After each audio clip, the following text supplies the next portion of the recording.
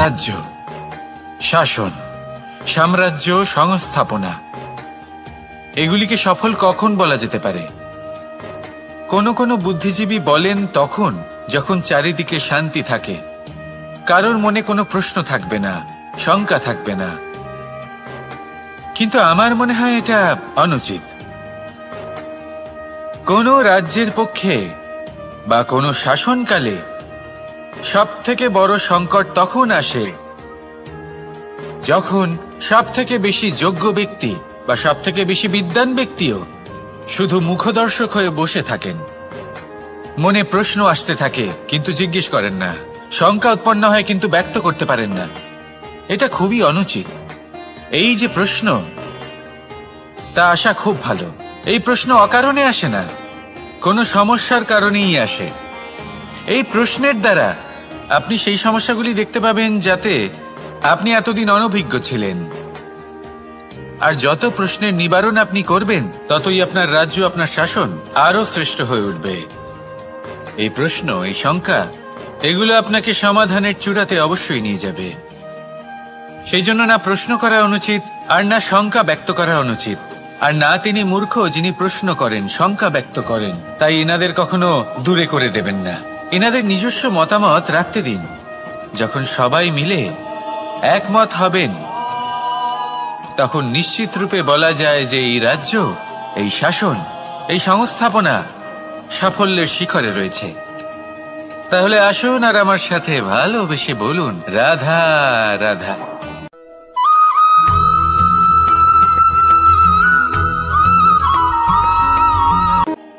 এই সংসারকে আপনি কেমন করে জানবেন, কেমন করে বুঝবেন? এবার আপনার উত্তর বড়ই সহজ হবে, সংসারকে নিজে চোখে দেখে। এটা অবশ্যই উচিত। এবারে দেখুন না, আমরা নিজে চোখে এই সংসারকে দেখি, একে চিনি, তারপরে আমরা বুঝতে পারি। কিন্তু আমরা এটা খেয়াল করতে পারি না যে সমস্ত সংসারকে দেখছে যে চোখ, তা কতটা ছোট হয়, তাই না? একা একজোড়া চোখ আমাদের সমস্ত সংসারকে দেখায়। তাহলে ভেবে দেখুন আপনার কাছে আর কি কি আছে। দুটি চোখ আছে, দুটি কান আছে, বলার ক্ষমতা আছে, যা দিয়ে আপনি শব্দ নির্মাণ করতে পারেন, শব্দ যা দিয়ে আপনি ব্রহ্ম বানাতে পারেন। দুই হাত আছে, যদি সে চায় তাহলে পাতাল খুঁড়ে সে জল নিয়ে আসতে পারে। দুটি পা আছে, যদি সে চায় তাহলে সংসারে যত বড়ই পর্বত হোক না কেন তাকে পার করতে পারে। একটা হৃদয় আছে যে প্রেমের বন্ধনে সবাইকে বেঁধে রাখে। একটা মন আছে যে প্রকাশের থেকেও বেশি তীব্র গতিতে চলে। এক মস্তিষ্ক আছে যে যত বড়ই সমস্যা হোক না কেন সমাধান বের করে ফেলে। এবারে ভেবে দেখুন আপনার কাছে কি কি নেই। বোঝার চেষ্টা করুন আপনি কতটা ধনবান। এই সংসারে সেই ব্যক্তি সুখী নন যার কাছে ধন আছে, সুখী সেই যে ধনের সদ্ব্যবহার করে। ঠিক তেমনই আপনার ধন হলো আপনার এই শরীরের ক্ষমতা। এই শরীরের ক্ষমতাগুলিকে ব্যবহার করে ধনাত্মক দৃষ্টিভঙ্গিতে সবকিছু দেখুন। এই সংসারকে বুঝুন, নিজেকে বুঝুন।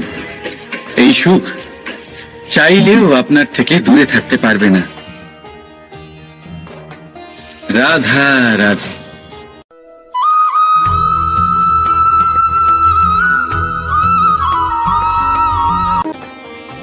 যখনই আমরা কথা বলি জলরাশির বিষয়ে, যখন আমরা তুলনা করি, তখন আমাদের খুব ভালো লাগে মিষ্টি সরোবর, পুকুর, নদী। আর আমরা অপেক্ষা করে থাকি সাগরের জন্য, সমুদ্রের জন্য। কেন করি? কারণ এই সাগর, এই সমুদ্র, এ হলো অত্যন্ত বিশাল আর ভয়ানক। এর জলও কিন্তু নোনতা, যা আমরা পান করতে পারি না। কখনো ভেবে দেখেছেন এই সমুদ্রের অন্তরে এই নোনতা জল, এই নোনতা ভাব, এটা আসে কোত্থেকে? এই যে সমুদ্র, যে প্রবাহমান নদীর থেকে যে খনিজ নির্গত হয়, তার ভান্ডার হলো এটা। সেই খনিজকে নিজের অন্তরে গ্রহণ করে, সেই নোনতা ভাব নিজের মধ্যে সমাহিত করে, আর তারপর সেই নোনতা জল বাষ্পে পরিণত হয়ে উপরে উঠে যায়, যা মেঘ হয়ে আপনার ওপর মিষ্টি বৃষ্টি হয়ে ঝরে পড়ে। এ হলো সমুদ্রের ত্যাগ, যার জন্য আপনি মিষ্টি জল পান করতে পারছেন, সে নদী থেকেই হোক বা সরোবর থেকে।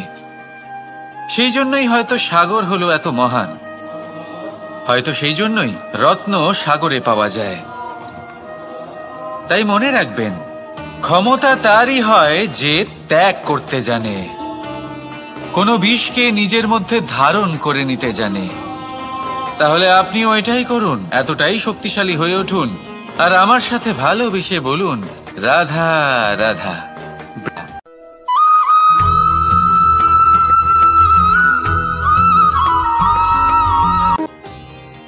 মানুষ নিজের জীবনে সুখ পাওয়ার জন্য অনেকবার চেষ্টা করে, কিন্তু সহস্র প্রয়াসের পরেও ব্যক্তি মনের মতো সুখ পায় না। সুখকে পাওয়ার এই যাত্রা অনেক সময় দুঃখের মোড়েতে এসে সমাপ্ত হয়ে যায়, আর মানুষ বুঝে উঠতে পারে না যে কেন এমন হলো। তার প্রয়াস শুদ্ধ ছিল, তার মন পবিত্র ছিল, তার মনোবাঞ্ছনা সঠিক ছিল, কিন্তু তাও কেন সে সুখ পেল না? এর কারণ হলো আপনার আশেপাশের লোকজন আপনার সাথী। আপনি সুখ অথবা দুঃখের লক্ষ্য এনাদের থেকেই পান। তাই মনে রাখবেন, অনেক সময় আমরা দুঃখ এই কারণে পাই কারণ আমরা দুজনের ওপরে ভরসা করি, আর অনেক সময় দুঃখী আমরা এই কারণে হই কারণ আমরা সজ্জনের ওপরে সন্দেহ করি। যেদিন আপনারা এটা বুঝতে পারবেন যে কাদের ওপরে সন্দেহ করবেন আর কার থেকে আশা রাখবেন, সেই দিন আপনার জীবন থেকে দুঃখ চিরকালের জন্য চলে যাবে। তাহলে আসুন আর আমার সাথে ভালোবেসে বলুন, রাধা রাধা।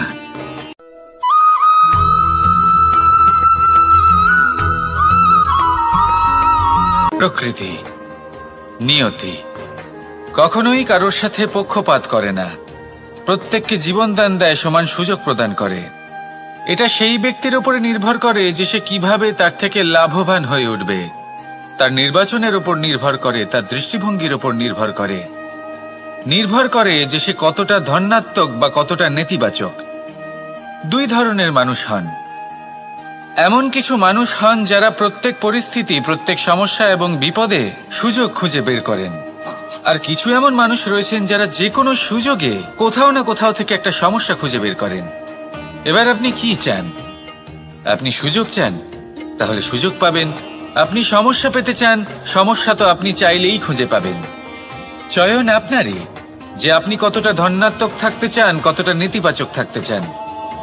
ধনাত্মক থাকুন, জীবনে সব কিছু সম্ভব হবে। আসুন আর আমার সাথে ভালোবেসে বলুন, রাধা রাধা।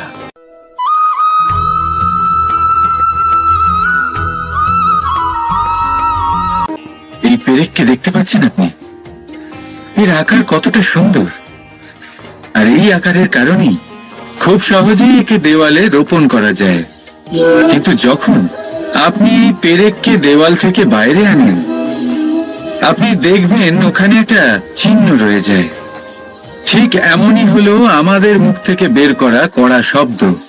যখনই আমাদের মুখ থেকে এই কটাক্ষ বেরোয়, তখন তা কোনো ব্যক্তির মনকে আঘাত করে, আর তারপরে আপনি যতই তার কাছে ক্ষমা চান না কেন, কিন্তু তাও তার সেই ঘা পূরণ হয় না। আপনার বলা সেই কথা, সেই কঠোর চিহ্ন ওই ব্যক্তির মনের দেওয়ালে খোদাই হয়ে থাকে। সেই জন্য আমি সবসময় বলি, এই শব্দের শক্তিকে আপনারা বুঝুন, এর মাহাত্ম্যকে বুঝুন।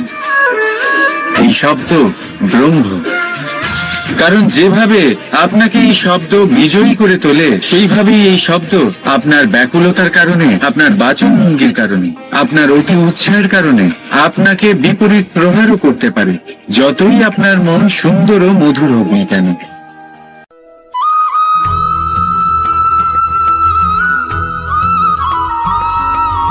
আমাদের জীবনে 7 ধরনের সুখ আছে, আর সেগুলো লাভ করার জন্য আমরা অত্যন্ত প্রচেষ্টা করি। কিন্তু কোনো প্রচেষ্টা করার পূর্বে তা কিভাবে করব সেটা বোঝা খুব প্রয়োজন, আর সেখানেই আমরা ভুল করে থাকি। যে কাজটা আমাদের পরে করা উচিত সেটাই আমরা আগে করে বসি। আপনাকে স্পষ্ট করে বোঝাই, প্রত্যেক সুখের সাথে দুটি ক্রিয়া জড়িত থাকে। এবার যখন আমরা ধনের কথা বলি তখনও দুটি ক্রিয়া জুড়ে থাকে। প্রথম ক্রিয়া হলো ধন অর্জন করা, দ্বিতীয় ক্রিয়া হলো ধনের ব্যবহার করা। আর জীবনে ধনের ব্যবহার করার পূর্বে ধন কিভাবে অর্জন করতে হয় তা শেখা অত্যন্ত প্রয়োজনীয়। আমরা মন্দিরে যাই, ভগবানের আরাধনা করি, তার জন্য পুজো করি, ওনাকে প্রসন্ন করতে চাই, কিন্তু তার আগে ভগবানের ওপর আস্থা রাখা প্রয়োজনীয়। যদি আপনার অটল বিশ্বাস থাকে তবেই আপনি প্রকৃত ভক্ত হয়ে উঠতে পারবেন। এবার যদি আপনি বক্তা হয়ে থাকেন, শ্রেষ্ঠ বক্তা হতে চান, এই সংসারের সামনে নিজের বক্তব্য রাখতে চান, তাহলে কথা বলার পূর্বে কথা শুনতে শিখুন। তবেই আপনি একজন শ্রেষ্ঠ বক্তা হয়ে উঠতে পারবেন। জীবনে সম্পর্ক স্থাপন করার আগে সম্পর্ক বজায় রাখতে শিখুন। তবেই আপনি একজন প্রকৃত সাথী হয়ে উঠবেন। জীবনে পরাজয় মানার পূর্বে বিজয়ী হওয়ার চেষ্টা কিভাবে করতে হয় সেটা শিখুন। তবেই আপনি একজন নিপুণ ব্যক্তি হয়ে উঠবেন। অন্তিম এবং সবথেকে গুরুত্বপূর্ণ কথা, জীবনে ভালোবাসা লাভ করার পূর্বে ভালোবাসা প্রদান করতে শিখুন। তবেই আপনি একজন প্রকৃত প্রেমী হয়ে উঠবেন। আসুন আমার সাথে ভালোবেসে বলুন, রাধা রাধা।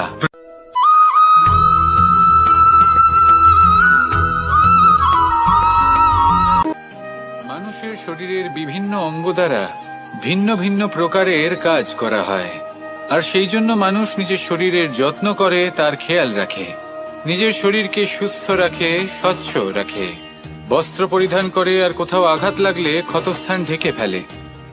মানুষের শরীরে এমন একটি অঙ্গ আছে যা চোখে দেখা যায় না, যা অদৃশ্য থাকে, কিন্তু সেইটা দিয়ে মানুষের বিষয়ে অনেক কিছু জানা যায়। এবং মানুষের শরীরের সেই অঙ্গের নাম হলো বাণী, আপনার ভাষা।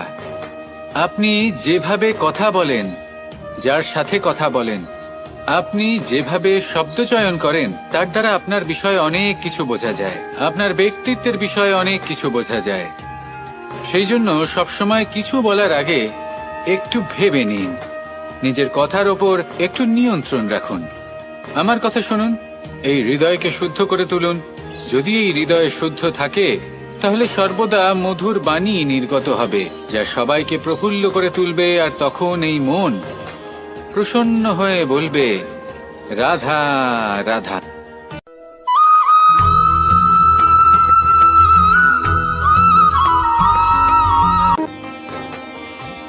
কেউ আমাকে মাখন চোর বলেন, কেউ বা আমাকে মুরলী মনোহর বলেন, কেউ আমাকে যুদ্ধ বিমুখ বলেন, কেউ বা আমাকে সুদর্শনধারী বলেন, কিন্তু আমি আসলে কে? আসুন, আজ আমি আপনাকে আমার আসল পরিচয় জানাবো। বাড়িতে সুস্বাদু মাখন থাকা সত্ত্বেও গোপীদের কাছে সুমধুর ভালোবাসাপূর্ণ বকুনি খাওয়া যে ভালোবাসে, সেই হলো কৃষ্ণ। আঙুলে সুদর্শন চক্র থাকা সত্ত্বেও যে রথের লাগাম ধরে থাকবে সেই সিদ্ধান্ত নিয়েছে, সেই হলো কৃষ্ণ। দ্বারকার মতো অনন্য রাজমহল থাকা সত্ত্বেও সুদামার মতো সখা যার অত্যন্ত প্রিয়, সেই হলো কৃষ্ণ। যদি আপনার মনে প্রেম থাকে, আপনি প্রেম বিতরণ করেন, সবাইকে ভালোবাসেন, এবং ভালোবাসা রক্ষার খাতিরে শস্ত্র হাতে নিতেও আপনি সক্ষম থাকেন, তাহলে আপনি হলেন কৃষ্ণ। আসুন আমার সাথে ভালোবেসে বলুন, রাধা রাধা।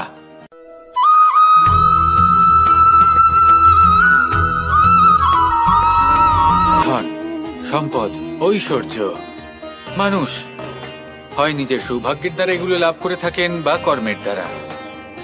সৌভাগ্য আসলে কি? গ্রহের দশা, যা প্রত্যেক মুহূর্তে বদলাতে থাকে। কর্মের মাধ্যমে যখন আপনি ধন অর্জন করেন, তখন সেই ধন আপনার আগামী প্রজন্ম লাভ করে। সেটা হয় সে ভোগ করে বা তার জন্য তার ভোগান্তি হয়। আর এটা নির্ভর করছে আপনার কর্মের ওপরে। কি কর্ম করেছেন আপনি সেই ধনকে লাভ করার জন্য। যদি আপনি সৎ পথে চলেন, নিষ্ঠা ভরে আপনি কর্ম করে থাকেন এবং তার ফলে আপনি ধন অর্জন করে থাকেন, তাহলে আপনার আগামী প্রজন্ম সেটা ভোগ করবে, সেটা প্রয়োগ করবে নিজের বিকাশের জন্য।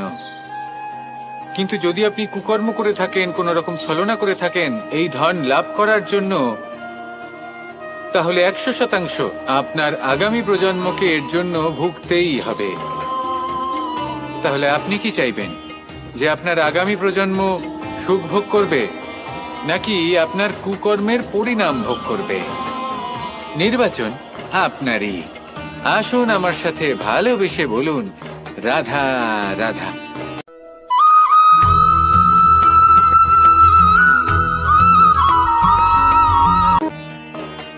এমন অনেক মানুষ আছেন যারা আমাকে ভগবানের পরিভাষা জানতে চান, যে ভগবান আসলে কি, তিনি কেমন।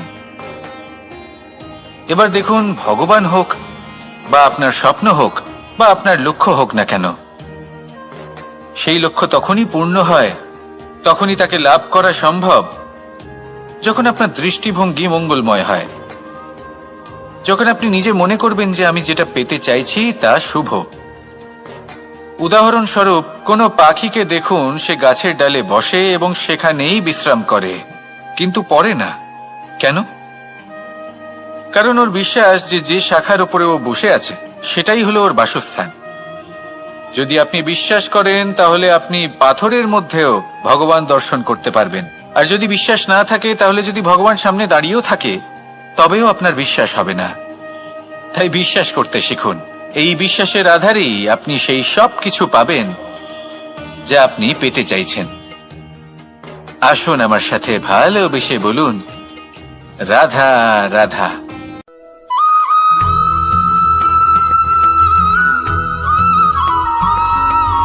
মাতা পিতার মনে সবসময় এই বাসনা বাস করে যে ওনাদের সন্তানের যেন মঙ্গল হয়। নিজের সন্তানকে সেই সবকিছু দেবার সবসময় চেষ্টা করতে থাকেন যেগুলো তারা নিজেরা নিজেদের জীবনে কখনো পেতে পারেননি। এবং এই প্রক্রিয়ায় সব থেকে গুরুত্বপূর্ণ বিষয়টি ভুলে যান, নিজের সন্তানকে সেই জিনিস দেওয়া যেটা উনি সব থেকে আগে পেয়েছেন। আমি ধনের কথা বলছি না, আমি বলতে চাইছি নিজের অভিজ্ঞতা দ্বারা ওনারা যে মানসিক স্থিতি লাভ করেছেন, ওনারা যে মর্যাদা লাভ করেছেন, যে শিক্ষা ওনারা লাভ করেছেন, সবার আগে নিজের সন্তানকে সেটা দেওয়া প্রয়োজন। সেটা যদি নিজের সন্তানকে দিতে পারেন, তাহলে এই সন্তান জীবনে তার পথে এগোতেও পারবে, ধন অর্জনও করতে পারবে এবং শক্তিশালী অনুভবও করতে পারবে। সেই জন্য সন্তানকে সবার আগে সেটা দান করুন যেটা সব থেকে বেশি মূল্যবান।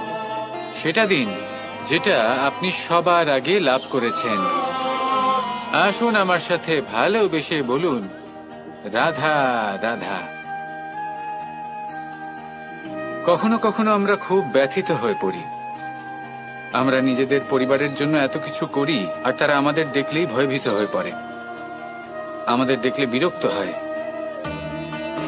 কখনো নিজেদের সন্তানকে বিকাশের পথে অগ্রসর করার জন্য আমরা তাদের উপর একটু জোর দিই যাতে তারা পরিশ্রম করে, কিন্তু সেই সন্তান আমাদের উপর বিরক্ত হয়ে পড়ে। কখনো সন্তানকে সঠিক শিক্ষা দেওয়ার জন্য আমরা তাদের কিছু সীমা নির্ধারিত করি, তখন সেই সন্তানের চোখে নিজেদের জন্য আমরা ঘৃণা দেখতে পাই। মানুষ কেন ব্যথিত হবে না? দেখুন, যখন সূচের দ্বারা আপনি বস্ত্র সেলাই করেন, তখন সূচের আঘাত সেই বস্তুকে সহ্য করতে হয়, কিন্তু তাতে সেই সূচ বা আপনার উদ্দেশ্যে কোনো প্রভাব পড়া উচিত নয়, কারণ আপনি তো আপনার কর্ম করছেন, আর তাও পূর্ণ নিষ্ঠা ভরে, এবং অবশেষে আপনার উদ্দেশ্য শুভ প্রমাণিত হবে। তাই কেউ বিরক্ত হচ্ছে বলে বা কারোর চোখে নিজের প্রতি ঘৃণা দেখার ভয় কখনো পিছিয়ে যাবেন না। কষ্ট না করে বিকাশ সম্ভব নয়।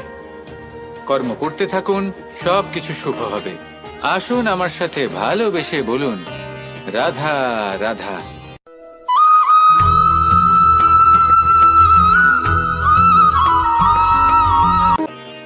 জল হলো জীবনের আধার। যদি জল না থাকে, এই সংসারের জীবনের কোনো অস্তিত্ব নেই। এই জল হলো শুদ্ধ, পবিত্র।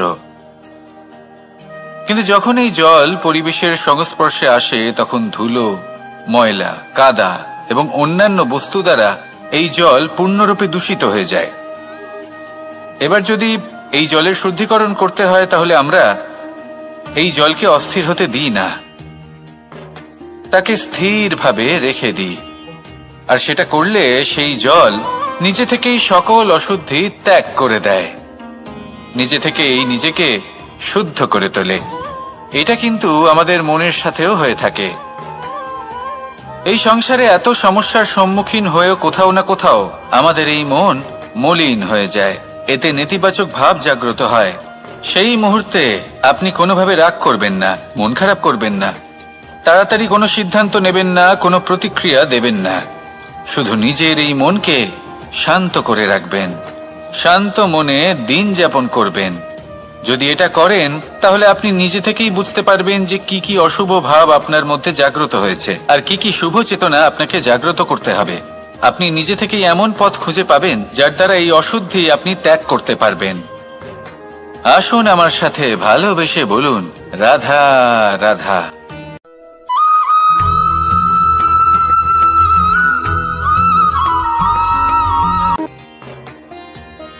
প্রেমের পরিভাষা আসলে কি? ভিন্ন ভিন্ন ধরনের ব্যক্তি, ভিন্ন ভিন্ন ধরনের প্রেমী, আলোচক বিভিন্ন ধরনের পরিভাষা প্রদান করেন এই প্রেম নিয়ে। কিন্তু প্রত্যেকের মনেই কখনো কখনো এই প্রশ্ন এসেছে, এই ভালোবাসা আসলে কি?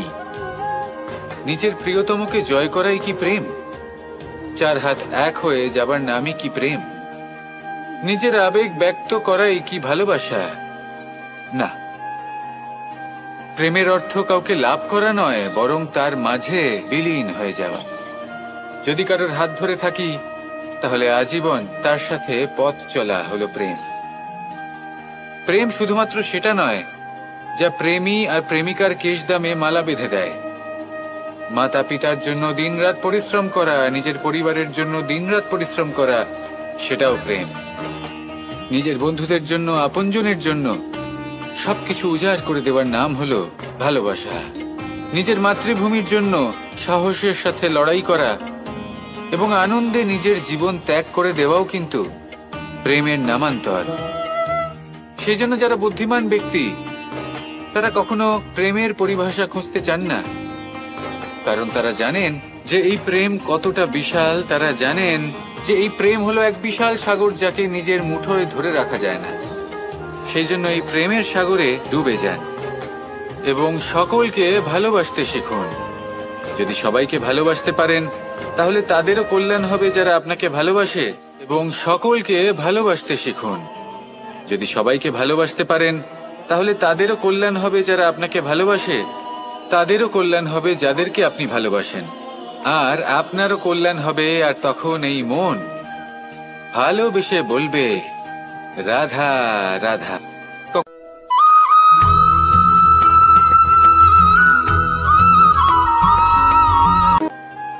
যদি আপনি নিজের জীবনে প্রকৃত বন্ধু নির্বাচন করতে চান তাহলে তার আগে দর্পণ আর ছায়া এই দুইয়ের বিশেষত্বর বিষয়ে জানাটা অত্যন্ত প্রয়োজনীয়। দর্পণ কি করে থাকে? যখনই আপনি দর্পণের দিকে তাকাবেন ও শুধুমাত্র আপনাকে সত্যের সাথে অবগত করাবে, ও আপনাকে কখনো মিথ্যে বলবে না। সেখানেই যদি ছায়ার কথা বলি তাহলে দেখুন ছায়া কি করে। সব সময় আপনার সাথে থাকে, কখনো আপনার সঙ্গ ত্যাগ করে না। এবার আপনার জীবনে যদি এমন কোনো বন্ধু আসে যে সবসময় আপনাকে সত্য কথা বলবে, আপনার অপগুণের বিষয়ে যদি আপনাকে বলে কিন্তু তাও সে সত্যিই বলবে, তাহলে তার উদ্দেশ্য কিন্তু আপনাকে দুঃখ দেওয়া নয়। সে আপনার অজ্ঞানতা, আপনার ভ্রম দূর করতে চায়। যদি আপনি কোনো অনুচিত পথে চলতে থাকেন তাহলে সে আপনাকে বাধা দিতে চায়। আর যদি সেই মিত্রই ছায়া সঙ্গীর মতো হয়, সে কখনোই সুখ দুঃখে আপনার সঙ্গ ত্যাগ করবে না। তার উদ্দেশ্য হলো সবসময় আপনাকে রক্ষা করা। তাই এরকম দর্পণ বা ছায়ার মতো কোনো বন্ধু যদি আপনার জীবনে আসে তাহলে তাকে কোথাও যেতে দেবেন না। সে আপনার জীবনকে সুখময় করে তুলবে। আর যদি আপনার জীবনে উপস্থিত বন্ধু এমন না হয় তাহলে তাকে নিজের থেকে দূরে করে দেওয়াই বাঞ্ছনীয়। তাহলে দর্পণ আর ছায়ার মতো প্রকৃত এবং ভালো বন্ধুকে নিজের জীবনে স্থান দিন আর আমার সাথে ভালোবেসে বলুন, রাধা রাধা।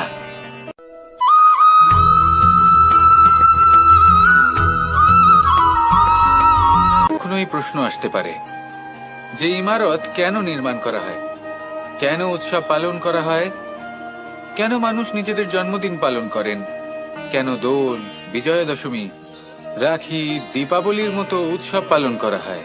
যদি এগুলো পালন না করা হয় তাতে কি যায় আসে? যদি এই দোল উৎসব পালন না করা হয় তাহলে কি এই সংসার ভুলে যাবে যে নারায়ণের প্রতি ভক্তির কারণে ভক্ত প্রহ্লাদকে অগ্নি স্পর্শও করতে পারেনি? যদি বিজয়া দশমী পালন না করা হয় তাহলে কি এই সংসার ভুলে যাবে যে এই দিনে শ্রীরাম রাবণকে বধ করেছিলেন? যদি আমরা দীপাবলির এই উৎসব পালন না করি তাহলে কি এই সংসার এটা ভুলে যাবে যে অযোধ্যাতে অমাবস্যার এমন এক রাত এসেছিল যে রাত্রে অযোধ্যা পূর্ণিমার থেকে বেশি উজ্জ্বল হয়ে উঠেছিল? যদি এই রাখি উৎসব পালন না করা হয় তাহলে কি এই সংসারের ভাই এবং বোনেরা একে অপরের প্রতি ভালোবাসা কি সেটা ভুলে যাবেন? বিষয়টা ভুলে যাওয়ার নয়, বিষয়টা হলো মনে রাখা। যখন জীবনে আমরা কোনো একটা স্থানে পৌঁছই, উপলব্ধিগুলোর উৎসব পালন করি, যাতে সেই মুহূর্তে আমরা সকলের মধ্যে আনন্দ ছড়াই এবং মানুষ সেই মুহূর্তটা মনে রাখেন। এই স্মৃতিগুলোই মানুষের মধ্যে বিশ্বাসের জন্ম দেয়। এই বিশ্বাস যে আগামী যেদিন আসছে তাতে আরো আনন্দের সম্ভাবনা রয়েছে। ভালোবাসার এই উৎসব, ভালোবাসার এই পার্বণ, এটা মানুষের মনে বিশ্বাসের জন্ম দেয় যে প্রত্যেক যুগে কেউ না কেউ এসেছে এবং পরবর্তীতেও আসবে। তাহলে আসুন আমরা ডুবে যাই আমার লীলার এই প্রেম যাত্রায় এবং ভালোবাসার এমন একটা উৎসব পালন করা যাক যা এই সংসার যুগ যুগ পর্যন্ত মনে রাখবে। তাহলে আসুন আর আমার সাথে ভালোবেসে বলুন, রাধা রাধা।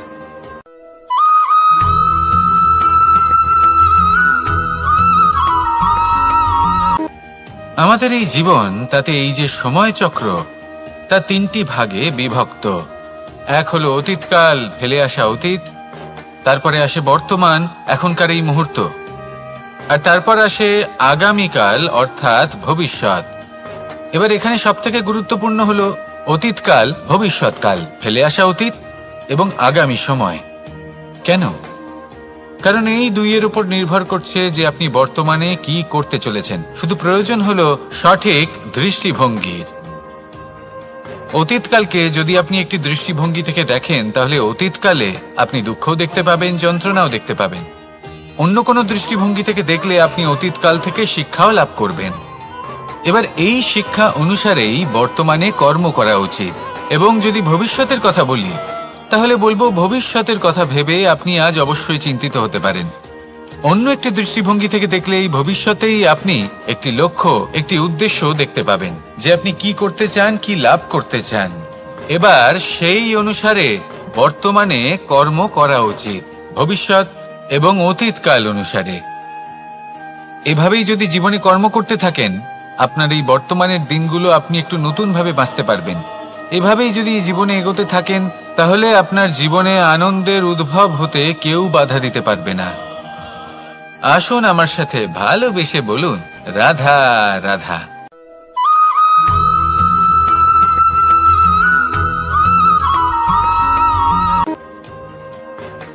সমুদ্র মন্থনের সময় দুই ধরনের রত্ন লাভ করা হয়েছিল। প্রথম হলাহল, যার প্রভাব থেকে এই সমস্ত সংসারের জীবের প্রাণ বাঁচানোর জন্য মহাদেব তাকে নিজের কণ্ঠে ধারণ করে নিয়েছিলেন। আর দ্বিতীয় অমৃত, যেটা কিঞ্চিত পরিমাণ মাত্রায় পাওয়া গেছিল। কখনো কখনো জীবনে এমন কোনো বস্তু যা আপনি প্রয়োজনের থেকেও অনেক বেশি মাত্রায় ভোগের জন্য লাভ করে থাকেন তা আপনার জন্য বিষ প্রমাণিত হতে পারে। যেমন জল, প্রয়োজনের থেকে অনেক বেশি মাত্রায় যদি এই জল আসে তাহলে আপনার প্রাণ কাটতে পারে। কিন্তু পরিশ্রমের পরে এক পাত্র শীতল জল দ্বারা আপনি যদি স্নান করে নেন তাহলে তা আপনার শরীরের জন্য অমৃত হবে। পরিশ্রম করার পরে যদি আপনার শরীর এক পাত্র খাবার লাভ করে তাহলে তা আপনার শরীরের জন্য অমৃত। কিন্তু যদি কোনো পরিশ্রম না করেই আপনি দিনরাত শুধুই খাবার গ্রহণ করতে থাকেন তাহলে আপনার কাছে তা বিষ সমান। বিষ এবং অমৃত গ্রহণ করাটা আপনার উপরে নির্ভর করছে। কোনো বস্তু আপনার পক্ষে বিষও হতে পারে, আবার অমৃতও হতে পারে। নির্ভর করছে যে আপনি সেটা কিভাবে ব্যবহার করছেন, কতটা মাত্রায় ব্যবহার করছেন। আসুন আমার সাথে ভালোবেসে বলুন, রাধা রাধা।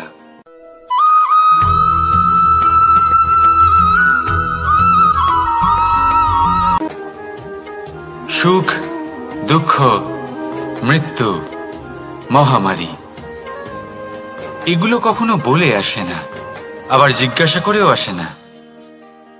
এমনই হয় দ্রুত ক্রীড়ার এই খেলায়। এক কারাগারের মতো, একটা মাকড়সার জালের মতো। যেমন একটা মাকড়সার জাল একটা পোকাকে নিজের দিকে আসতে আকর্ষিত করে, নিজের চমকের দ্বারা, নিজের গঠন দ্বারা। সেরকমই দ্রুত ক্রীড়ার এই খেলা মানুষকে নিজের দিকে আসতে প্ররোচিত করে। শেষে গিয়ে মানুষ আটকা পড়ে। পার্থক্য শুধু এটাই, যখন এক পোকা এই জালে জড়িয়ে পড়ে তখন সে তার প্রাণ হারায়। মানুষ যখন এই দ্রুত ক্রীড়ায় আকর্ষিত হয়, সে নিজের মান, নিজের ধন সবকিছু হারায়, নিজের বিবেক হারিয়ে ফেলে। কিন্তু আপনি আপনার বিবেক কখনোই হারাবেন না। যদি আপনার মনে লোভ চলে আসে, আপনি লোভী হয়ে ওঠেন। যদি আপনি দ্রুত ক্রীড়ার এই খেলায় আটকা পড়েন, তাহলে মনে রাখবেন, এই খেলা থেকে ফিরে আসা প্রায় অসম্ভবই বলা যায়। নিজের বিবেক কখনো হারাতে দেবেন না, কারণ বিনাশ আসার প্রথম লক্ষণ হলো বিবেকের বোধ চলে যাওয়া। এই প্ররোচনায় কখনো পা দেবেন না। আর আমার সাথে ভালোবেসে বলুন, রাধা রাধা।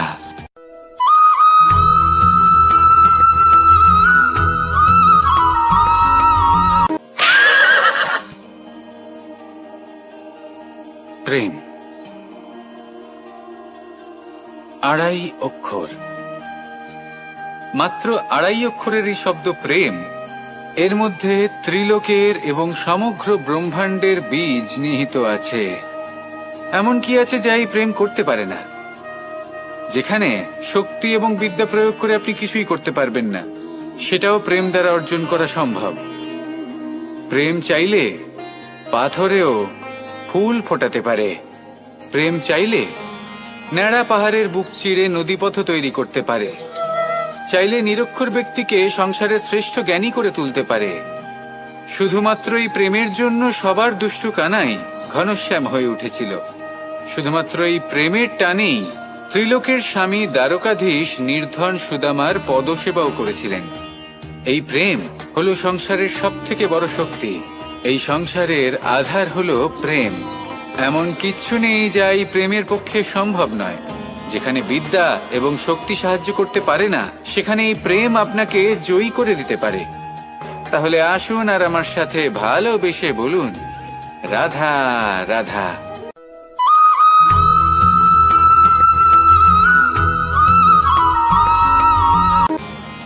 বরদান এবং অভিশাপ, এই দুই হলো একই মুদ্রার দুটি পিঠ।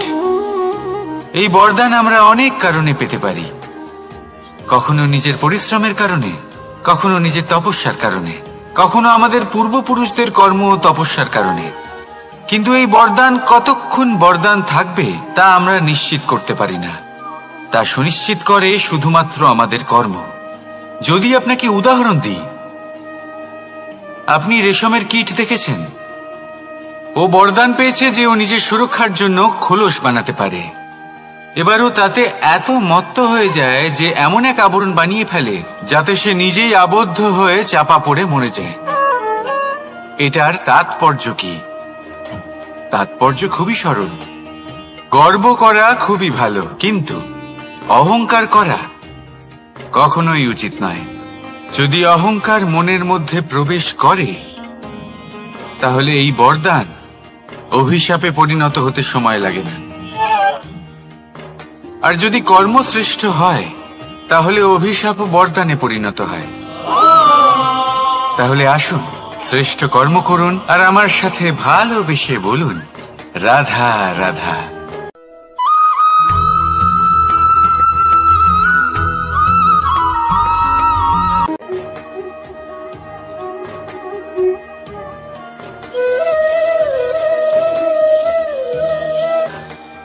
কর্ম এবং ফল। দেখতে গেলে এই সমস্ত ব্রহ্মাণ্ড এই দুইয়ের মাঝেই স্থির হয়ে আছে। মানুষজন কর্ম করেন ভালো ফল লাভের আশায়, আর ভালো ফল লাভের আশায় উনি এটাই ভুলে যান যে উনি যে কর্ম করছেন তা কি করছেন। আমি বলেছিলাম কর্ম করুন ফলের চিন্তা না করে, কিন্তু কি কর্ম করছেন সেই বিষয়ে ভাবাটাও অত্যন্ত আবশ্যক। নয়তো অনেক সময় আমরা এমন কর্ম করে ফেলি যা না চাইতেও বিষে পরিণত হয়, যা হয়েছে দুঃশাসনের সাথে, দুর্যোধনের সাথে, গুরু দ্রোণের সাথে। একজনের মানসিকতা উচিত ছিল না, একজনের বিবেক উচিত ছিল না, আরেকজন যে পক্ষ নির্বাচন করেছিলেন সেই পক্ষ উচিত ছিল না। আর যা কিছু ওনাদের সাথে হলো, আপনার আমার আমাদের সকলের সাথে তা হতে পারে। আমি বলেছিলাম কর্ম করুন, ফলের চিন্তা করবেন না, কিন্তু এই কর্মের বিষয়ে বিচার করে দেখাটাও ততটাই আবশ্যক। দেখুন, কর্ম করার উচিত প্রক্রিয়া ফলের চিন্তা না করা, কিন্তু যদি আপনার কর্ম শুভ হয় তাহলে তার ফলও নিয়তি আপনাকেই দেবে। সর্বদা কর্ম করার সময় এটা ভাবুন যে আপনার এই কর্ম এই সংসারকে, এই সমাজকে, আপনার পরিবারকে, আপনার আশেপাশের মানুষজনকে কোন দিশায় নিয়ে যাবে। যদি এটা সবার জন্য মঙ্গলময় হয় তাহলে কর্ম করতে থাকুন। আর হ্যাঁ, নিশ্চিত রূপে ফলের চিন্তা করবেন না। আসুন আমার সাথে ভালোবেসে বলুন, রাধা রাধা।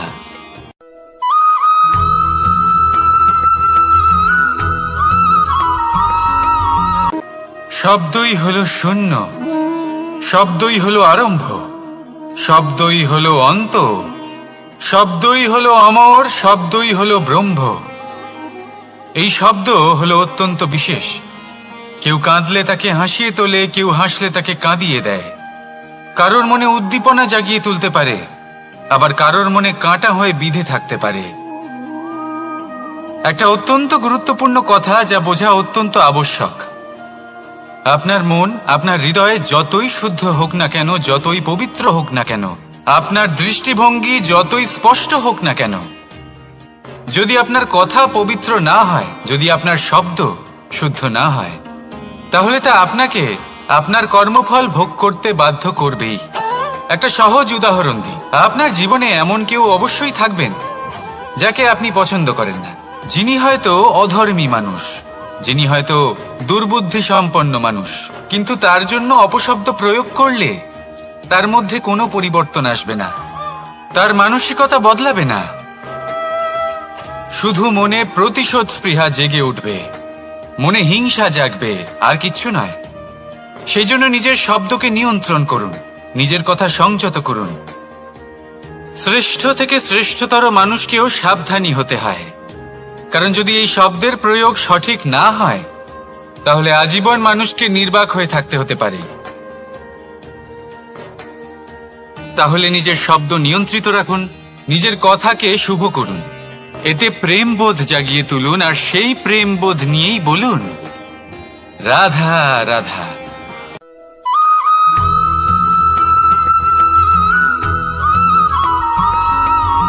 বটবৃক্ষের বীজ সর্ষের দানার থেকেও ছোট হয়, কিন্তু যখন তা নিজের রূপ ধারণ করে তখন তা বিশাল বৃক্ষের আকার ধারণ করে, যা সহস্র বছর ধরে বেঁচে থাকে, ছায়া প্রদান করে, পাখিদের আশ্রয় প্রদান করে, আর দেয় পথচারীদের বিশ্রাম করার স্থান। কেন? কারণ সেই ছোট বীজ তা মাটির ভেতরে গিয়ে নিজের খোলস ত্যাগ করে। অন্ধকারে থাকে সে, যতই আলো আসুক না কেন, যতই বর্ষা আসুক না কেন, সব সহ্য করে। আর তারপরে একটা চারা গাছ অঙ্কুরিত হয়, তারপর ধীর গতিতে একটা বিশাল বৃক্ষতে পরিণত হয়। দেখুন, জীবনে কঠিন সময় আসে, এই জন্য নয় যে আপনি হার মেনে নেবেন, এই জন্য আসে যাতে আপনি ভবিষ্যৎ নির্মাণের জন্য নিজেকে তৈরি করতে পারেন।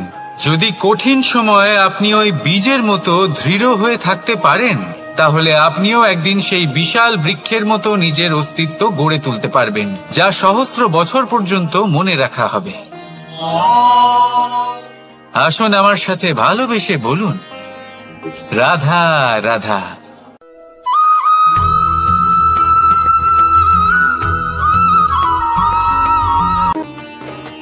ভগবান আর ভক্ত যখন এক আকার হয়ে যায়, যখন ভক্ত তার ভগবানের প্রতি এবং নিজের জীবনের উদ্দেশ্যের প্রতি সম্পূর্ণরূপে সমর্পিত হয়, তখন জন্ম নেয় ভক্তি। এই সংসারের সমস্ত আশা হয়তো আপনার সঙ্গ ত্যাগ করে দিতে পারে, তখনও ভক্তি সাথে থাকবে। ভক্ত আর ভগবান যখন এক আকার হয়ে যায়, তাদের মধ্যে কোনো পার্থক্য থাকে না। তারা এক হয়ে যায়, এক ব্যক্তিত্ব, এক অস্তিত্ব।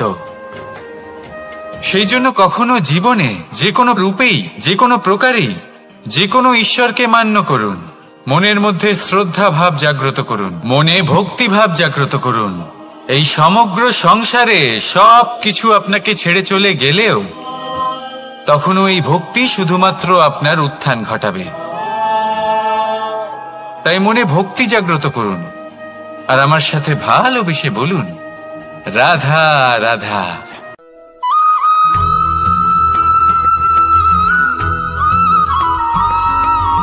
বটবৃক্ষের বীজ সর্ষের দানার থেকেও ছোট হয়, কিন্তু যখন তা নিজের রূপ ধারণ করে তখন তা বিশাল বৃক্ষের আকার ধারণ করে, যা সহস্র বছর ধরে বেঁচে থাকে, ছায়া প্রদান করে, পাখিদের আশ্রয় প্রদান করে আর দেয় পথচারীদের বিশ্রাম করার স্থান। কেন? কারণ সেই ছোট বীজ তা মাটির ভেতরে গিয়ে নিজের খোলস ত্যাগ করে। অন্ধকারে থাকে সে, যতই আলো আসুক না কেন, যতই বর্ষা আসুক না কেন, সব সহ্য করে। আর তারপরে একটা চারা গাছ অঙ্কুরিত হয়, তারপর ধীর গতিতে একটা বিশাল বৃক্ষতে পরিণত হয়। দেখুন, জীবনে কঠিন সময় আসে, এই জন্য নয় যে আপনি হার মেনে নেবেন, এই জন্য আসে যাতে আপনি ভবিষ্যৎ নির্মাণের জন্য নিজেকে তৈরি করতে পারেন। যদি কঠিন সময়ে আপনি ওই বীজের মতো দৃঢ় হয়ে থাকতে পারেন, তাহলে আপনিও একদিন সেই বিশাল বৃক্ষের মতো নিজের অস্তিত্ব গড়ে তুলতে পারবেন, যা সহস্র বছর পর্যন্ত মনে রাখা হবে। আসুন আমার সাথে ভালোবেসে বলুন, রাধা রাধা।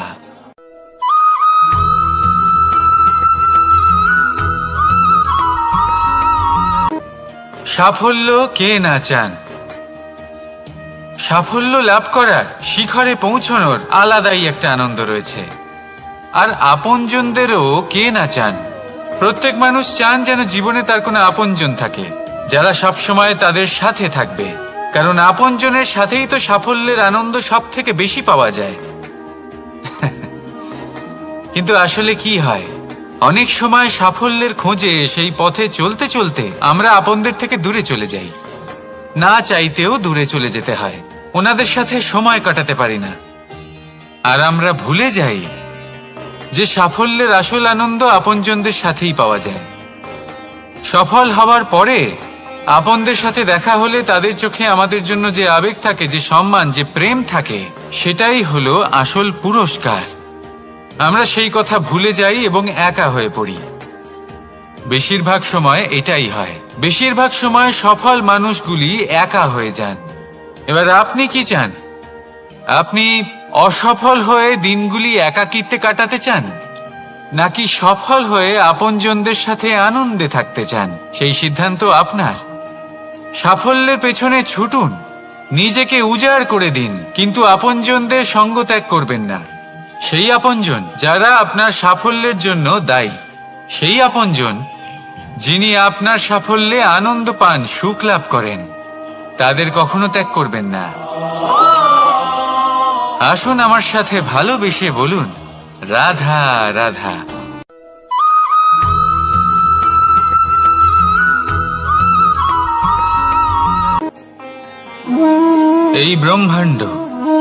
এই ব্রহ্মাণ্ড কত বৃহৎ, তাই না? যার সম্মুখে এই পৃথিবীকেও একটা বিন্দুর মতো মনে হয়। আর এই পৃথিবীতে আমরা কে হই, আমাদের আকার কিরকম, আমাদের অস্তিত্বই বা কি? যখন আমরা এভাবে ভাবি তখন মনে হয় আমরা কিছুই নই। তা আমরা যখন কিছুই নই, তাহলে আমরা এত চিন্তা করি কেন? কি ভেবে ভয় পাই? কাকেই বা এত ভয় পাই? কে আমাদের মারতে পারে আর কেই বা আমাদের জন্ম দেবে? আত্মার আসলে না কখনো জন্ম হয় আর না কখনো মৃত্যু। আত্মা শুধুই শরীর বদল করে। আপনি, আমি, আমরা সকলে এই শরীর নয়, আমরা হলাম আত্মা, যা হলো পরম আত্মার পরম অঙ্গ। সেই জন্য মনে রাখবেন, বাইরের কোথাও দেখবেন না, নিজের অন্তরের গভীরে গিয়ে দেখুন, আত্মাকে উপলব্ধি করতে শিখুন। ক্লেশ, ভয়, চিন্তা, এই সব কিছুর থেকে নিজেকে দূরে রাখুন, তাহলেই উপলব্ধি করতে পারবেন পরমাত্মাকে। তাহলে আসুন আমার সাথে ভালোবেসে বলুন, রাধা রাধা।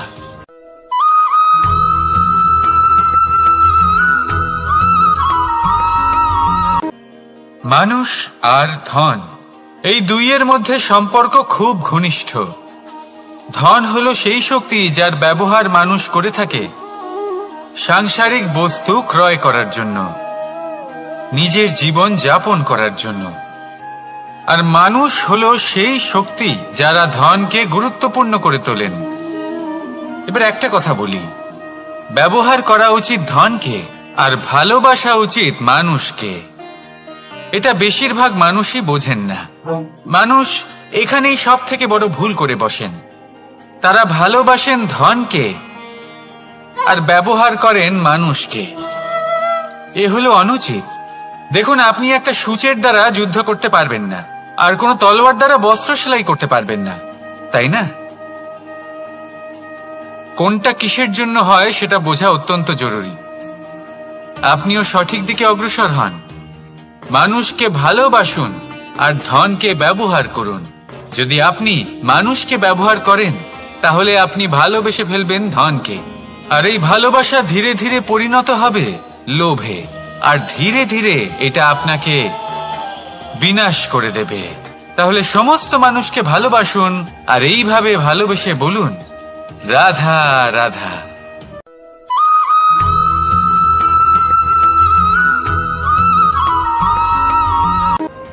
পরিবর্তন এই সংসারের শাশ্বত নিয়ম। কোন রাজা নেই যিনি চিরকাল রাজা থাকেন, কোন ধনী ব্যক্তি নেই যিনি চিরকাল ধনী থাকবেন। এই সংসারে সূর্যের স্থান নেওয়ার জন্য চন্দ্রিমার আগমন ঘটে। কোন স্থান যাকে পতিত বলা হয়েছিল সেখানে মহল তৈরি হয়েছে। কোন স্থান যাকে আজ মলিন বলা হয়েছে, কাল সেখানে মন্দিরও স্থাপন হতে পারে। কোন ঋতু চিরকালের জন্য থাকে না, কখনো সময় চিরকাল একরকম থাকে না। আজ যা আপনার কাছে রয়েছে কাল অন্য কারোর ছিল। আজ যে আপনার কাছে রয়েছে কাল তা অন্য কারোর কাছে চলে যাবে। আপনার সাথে কিছু থাকলে তা হলো আপনার কর্ম, কিন্তু সেই কর্মের পরিণামও আপনার নয়। আপনি শুধু কর্ম করুন, বাকি সবকিছুই পরিবর্তনশীল। কিন্তু সেই পরিবর্তনকে দেখে ভয় পাওয়ার প্রয়োজন নেই, তাকে স্বাগত জানান। যদি আপনি হাসি মুখে সেই পরিবর্তনকে স্বাগত জানান, তাহলে এই পরিবর্তনও হাসি মুখে আপনার সাথে থাকবে। আসুন আমার সাথে ভালোবেসে বলুন, রাধা রাধা।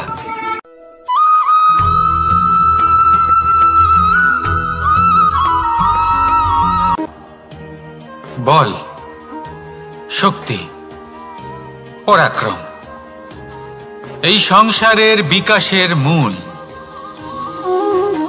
কিন্তু কখনো ভেবেছেন যে প্রকৃতি আমাদের এই বল, শক্তি, পরাক্রম কেন দিয়েছেন?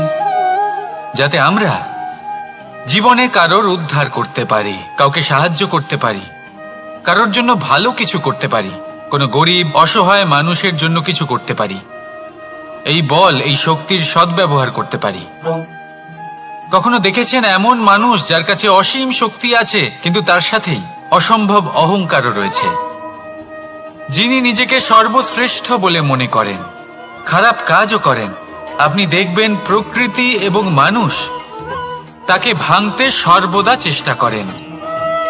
মনে রাখবেন, যতই সুবিশাল পর্বত হোক না কেন, তা যদি পথে পড়ে তাকে ভেঙে পথ প্রশস্ত করা হয়। যদি আপনার কাছে বল থাকে, শক্তি থাকে, পরাক্রম থাকে, তাহলে তার সদ্ব্যবহার করুন, কাউকে সাহায্য করুন, কাউকে রক্ষা করুন। যদি আপনি আপনার শক্তির দুর্ব্যবহার করেন, তাহলে মনে রাখবেন আপনি নিজের বিনাশ নিজেই আমন্ত্রণ করছেন। এবার বল অর্জন করার পরে, শক্তি অর্জন করার পরে আপনি নিজেকে বিনাশ করতে চান নাকি এই সংসারের উদ্ধার করতে চান? সিদ্ধান্ত আপনার। রাধা রাধা।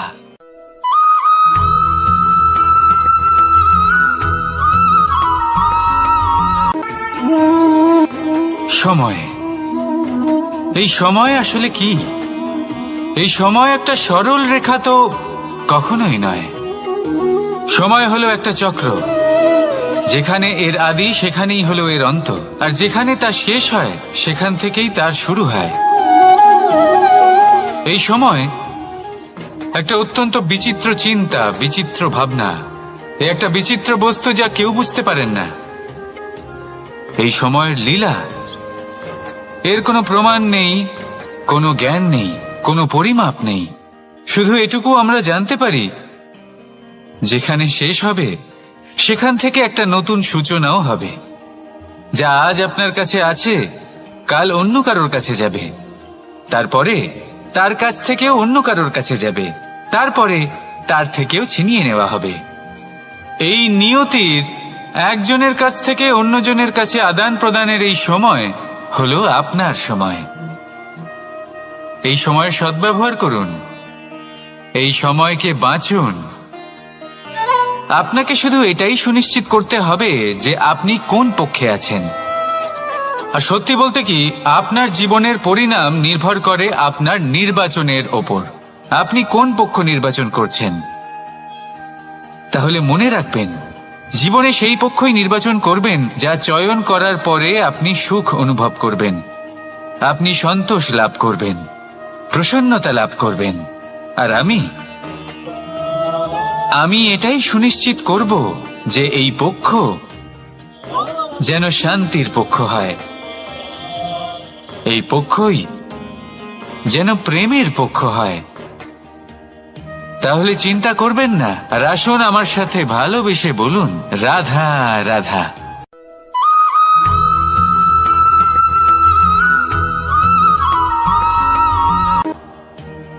বল, শক্তি, পরাক্রম এই সংসারের বিকাশের মূল। কিন্তু কখনো ভেবেছেন যে প্রকৃতি আমাদের এই বল, শক্তি, পরাক্রম কেন দিয়েছেন? যাতে আমরা জীবনে কারোর উদ্ধার করতে পারি, কাউকে সাহায্য করতে পারি, কারোর জন্য ভালো কিছু করতে পারি, কোনো গরিব অসহায় মানুষের জন্য কিছু করতে পারি। এই বল, এই শক্তির সদ্ব্যবহার করতে পারি। কখনো দেখেছেন এমন মানুষ যার কাছে অসীম শক্তি আছে, কিন্তু তার সাথেই অসম্ভব অহংকারও রয়েছে, যিনি নিজেকে সর্বশ্রেষ্ঠ বলে মনে করেন, খারাপ কাজও করেন। আপনি দেখবেন প্রকৃতি এবং মানুষ তাকে ভাঙতে সর্বদা চেষ্টা করেন। মনে রাখবেন, যতই সুবিশাল পর্বত হোক না কেন, তা যদি পথে পড়ে তাকে ভেঙে পথ প্রশস্ত করা হয়। যদি আপনার কাছে বল থাকে, শক্তি থাকে, পরাক্রম থাকে, তাহলে তার সদ্ব্যবহার করুন, কাউকে সাহায্য করুন, কাউকে রক্ষা করুন। যদি আপনি আপনার শক্তির দুর্ব্যবহার করেন, তাহলে মনে রাখবেন আপনি নিজের বিনাশ নিজেই আমন্ত্রণ করছেন। এবার বল অর্জন করার পরে, শক্তি অর্জন করার পরে আপনি নিজেকে বিনাশ করতে চান নাকি এই সংসারের উদ্ধার করতে চান? সিদ্ধান্ত আপনার। রাধা রাধা।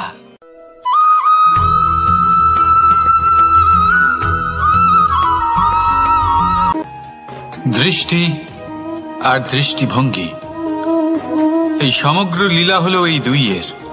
বিচিত্র হতে পারে, কিন্তু এটাই সত্যি। এবার আপনাকে একটা উদাহরণ দিয়ে বোঝাই। অনেক সময় আপনি কোনো ব্যক্তিকে এটা বলতে শুনবেন যে আমি আমার নিজের উপরে গর্ব করি, আমি নিজেকে নিয়ে গর্ব করি, আমি খুব ভালোভাবে আমার মা বাবার সেবা করি, ওনাদের আমি সবসময় সুখী রাখি, ওনাদের আমি একটা বাড়ি দিয়েছি, সকল সুখ সুবিধা দিয়েছি, ওনাদের জীবনে প্রত্যেক জিনিস দিয়েছি আর দেব যা তাদের প্রয়োজন। এবার আমাকে বলুন যে আপনি কে হন? আপনি হলেন সেই বীজ যা আপনার মাতা পিতা রোপণ করেছেন। আপনার মা বাবাই আপনাকে এই সংসারে জন্ম দিয়েছেন। এবার এইসব কথার কি তাৎপর্য? এই হলো সেই ব্যক্তির দৃষ্টিভঙ্গি। এবার দেখা যাক এই প্রকৃতি আমাদের কি শেখায়। কখনো কোনো গাছকে দেখবেন, যখন সেই গাছে ফল আসে, সে মালিকে এটা বলে না যে দেখো আমি তোমাকে ফল খেতে দিচ্ছি। সেই বৃক্ষ এটা বলে না যে দেখো আমি তোমায় আহার করতে দিচ্ছি, কারণ ও জানে যে এটা হলো সেই মালির পরিশ্রম, এটা হলো তারই কর্মের ফল, আর এটা তারই পাওয়া উচিত। সে বলে যে তোমার জিনিস তোমাকেই অর্পণ করলাম, এ আমার জিনিস নয়। ও জানে সেই মালির গুরুত্ব আসলে কি, এটা হলো তার দৃষ্টিভঙ্গি। সেই জন্য আপনি জীবনে কোন ব্যক্তির মধ্যে, কোন পশু পাখির মধ্যে, কোন প্রাণীর মধ্যে, কোন পরিস্থিতিতে, কোন আবেগের মুহূর্তে কি দেখতে পাচ্ছেন, সেটা আপনার দৃষ্টিভঙ্গির উপরে নির্ভর করছে। তাই নিজের মনে ধনাত্মক ভাব জাগ্রত করুন, শুভ চিন্তা নিয়ে আসুন। এই ভাবনাই সত্য হয়ে সামনে আসবে। এই দৃষ্টিভঙ্গি এমন হয়ে যাবে যে আপনার জীবনে সবকিছুই শুভ হবে। তাহলে আসুন আর আমার সাথে ভালোবেসে বলুন, রাধা রাধা।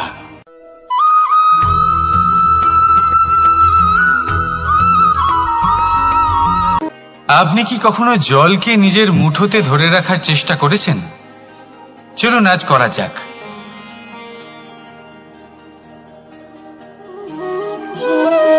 যদি আপনি নিজের মুঠো জোরে বন্ধ করেন, জল ধরে রাখতে পারবেন না। যদি আপনি তাকে এমনি বইতে দেন, তাহলে ও নিজের পথ নিজেই করে নেবে, আর আপনার হাতেও থেকে যাবে। আমাদের জীবনও হলো কিছুটা এরকম, জলের মতো। নিজের পথ নিজেই করে নেয় এই জীবন। প্রত্যেক সমস্যার সমাধান নিজেই করে নেয় এই জীবন। তাই জীবনে যখন কোনো পরিস্থিতি আমাদের প্রতিকূল হয়ে থাকে, কিছুই হয়তো আমরা বুঝতে পারছি না, কিছুই যখন বসে থাকে না, তখন আমরা হতাশ হয়ে পড়ি, নিরাশ হয়ে পড়ি, আর এটাই করা উচিত নয়। শান্ত মনে দেখতে হবে যে এই জীবনে আসলে কি ঘটে চলেছে। কষ্ট সবাই ভোগ করেন, কষ্ট পেলে কেউ রেগে যান, রেগে গিয়ে পরাক্রম দেখান। এটাই তো করা উচিত নয়। শান্ত মনে সেটাই করতে হবে যা জীবন আমাদের শেখাতে চাইছে। জীবন আমাদের সব শিখিয়ে দেবে, শুধু মনে রাখবেন কখন প্রয়াস করতে হবে আর কখন আমাদের প্রতীক্ষা করতে হবে, সেটা আগে আপনাকে বুঝতে হবে। তাহলে আসুন আমার সাথে ভালোবেসে বলুন, রাধা রাধা।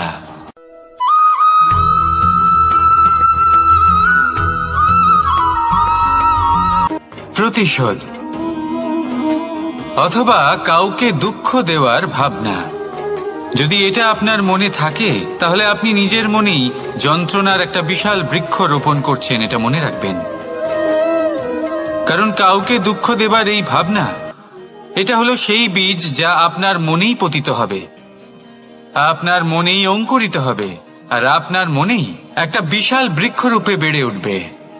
জীবন আপনার, কর্ম আপনার, কাউকে দুঃখ দেবার ভাবনা আপনার ছিল, এই বৃক্ষ হলো আপনার, তাই এর ফলও আপনিই পাবেন, যা গ্রহণও আপনাকেই করতে হবে।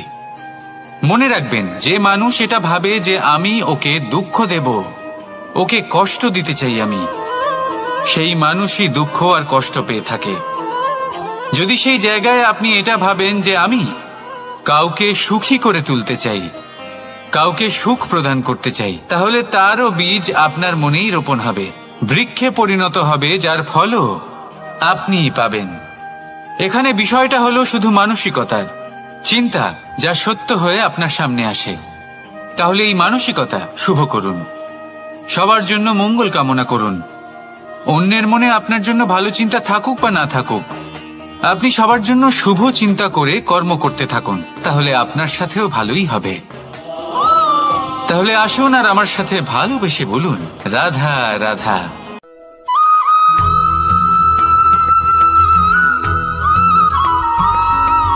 বাজ পাখিকে পক্ষীরাজ বলা হয়। বাজের আয়ু হলো মোটামুটি 70 বছর। এবার 40 বছর হতে হতেই ওদের পালক লম্বা এবং ভঙ্গুর হয়ে যেতে থাকে, ঠোঁট বেঁকে যায়, ডানা ভারী হয়ে যায়, অর্থাৎ আগের মতো উড়তে পারে না, সেই শক্তি থাকে না। এবার সেই বাজ কি করবে? বাজ সব থেকে কঠিন নির্বাচন করে, নির্বাচন নিজের পুনর্স্থাপনার। সর্বপ্রথম একটা বিশাল পর্বতে যায়, একান্তে নিজের এক বাসস্থান তৈরি করে, আর তারপরে পাথরের সাথে নিজের ঠোঁট বারবার আঘাত করতে করতে সেই ঠোঁট ভেঙে ফেলে। তারপরে সে অপেক্ষা করে সেই ঠোঁট পুনর্নির্মাণ হওয়ার। তারপর সেটাই করে নিজের পালকের সাথে। তারপরে নিজের ডানা থেকে এক এক করে ভারী পালকগুলো ছিঁড়ে ফেলে দেয়। আর তারপর 150 দিনের এই যন্ত্রণা সহ্য করার পরে ও ফিরে পায় নিজের ওড়বার অনন্য ক্ষমতা, সেই শক্তি। আর তারপরে ও জীবনের পরবর্তী 30 বছর বাঁচে। কি বুঝলেন আপনি? যদি ইচ্ছে শক্তি থাকে তাহলে একজন দুর্বলও শক্তিশালী হতে পারে। আপনিও এটাই করুন, নিজের অতীতের যন্ত্রণার বোঝাগুলিকে ত্যাগ করুন আর কল্পনার খোলা আকাশে উন্মুক্ত হয়ে উড়ে বেড়ান। নিজের পুনর্স্থাপনা করুন, তবেই সর্বশ্রেষ্ঠ হতে পারবেন। আর মনে রাখবেন, এই ছোট ছোট পদক্ষেপই বড় বড় শিখরে পৌঁছে দিতে পারে। তাহলে আসুন আর আমার সাথে ভালোবেসে বলুন, রাধা রাধা।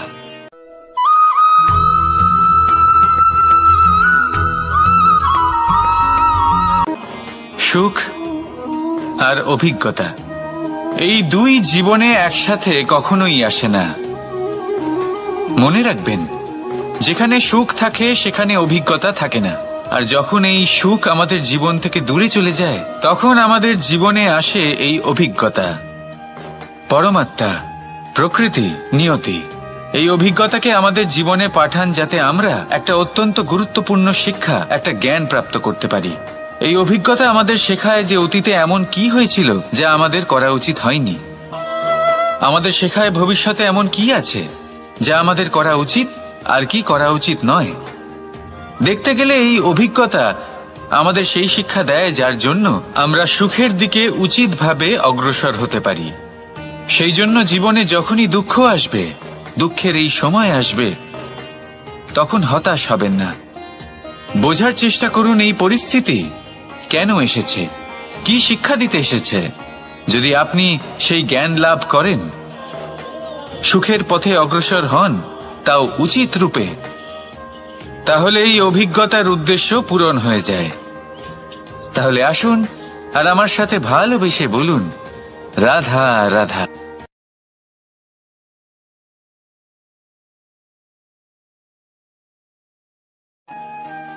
জীবনে আমরা সবাই, এই সংসারে প্রত্যেকেই শুধুমাত্র ওপরে উঠতে চায়। এমন কেউ নেই যে নিচে পড়তে চায়। কিন্তু আপনাকে যদি সত্যের সাথে পরিচয় করাই, তাহলে নিচে পড়া অত্যন্ত আবশ্যক। যখন আপনি নিচে পড়েন, তখন সর্বপ্রথম আপনার মনে পড়ে উপরে যখন ছিলেন, সেই স্থান, সেই সময় এবং তার গুরুত্ব কি ছিল। তার থেকেও বড় শিক্ষা, আপনার যখন পতন ঘটে তখন আপনি বুঝতে পারেন আপনার আপন কে আর আপনার পর কে। কে আপনার শুভাকাঙ্ক্ষী আর তারা কে যারা আপনাকে ঈর্ষা করেন, আপনাকে ঘৃণা করেন। দেখুন, যখন আপনার পতন ঘটে, সেই সময় যিনি হাত বাড়াবেন আপনাকে সাহায্য করার জন্য, উনিই আপনার আপনজন। আর যখন আপনার পতন ঘটে, তখন শান্ত হয়ে দেখবেন, যে আপনাকে দেখে হাসছে সেই আপনার পর। আর এই আপনজন আর পরের জ্ঞান তখনই হবে যখন আপনার পতন ঘটবে, তখন নয় যখন আপনি উন্নতি করছেন। সেই কারণে পতনকে কখনো ভয় পাবেন না। এটা আপনাকে জীবনের খুব বড় এক শিক্ষা দিয়ে যায়। রাধা।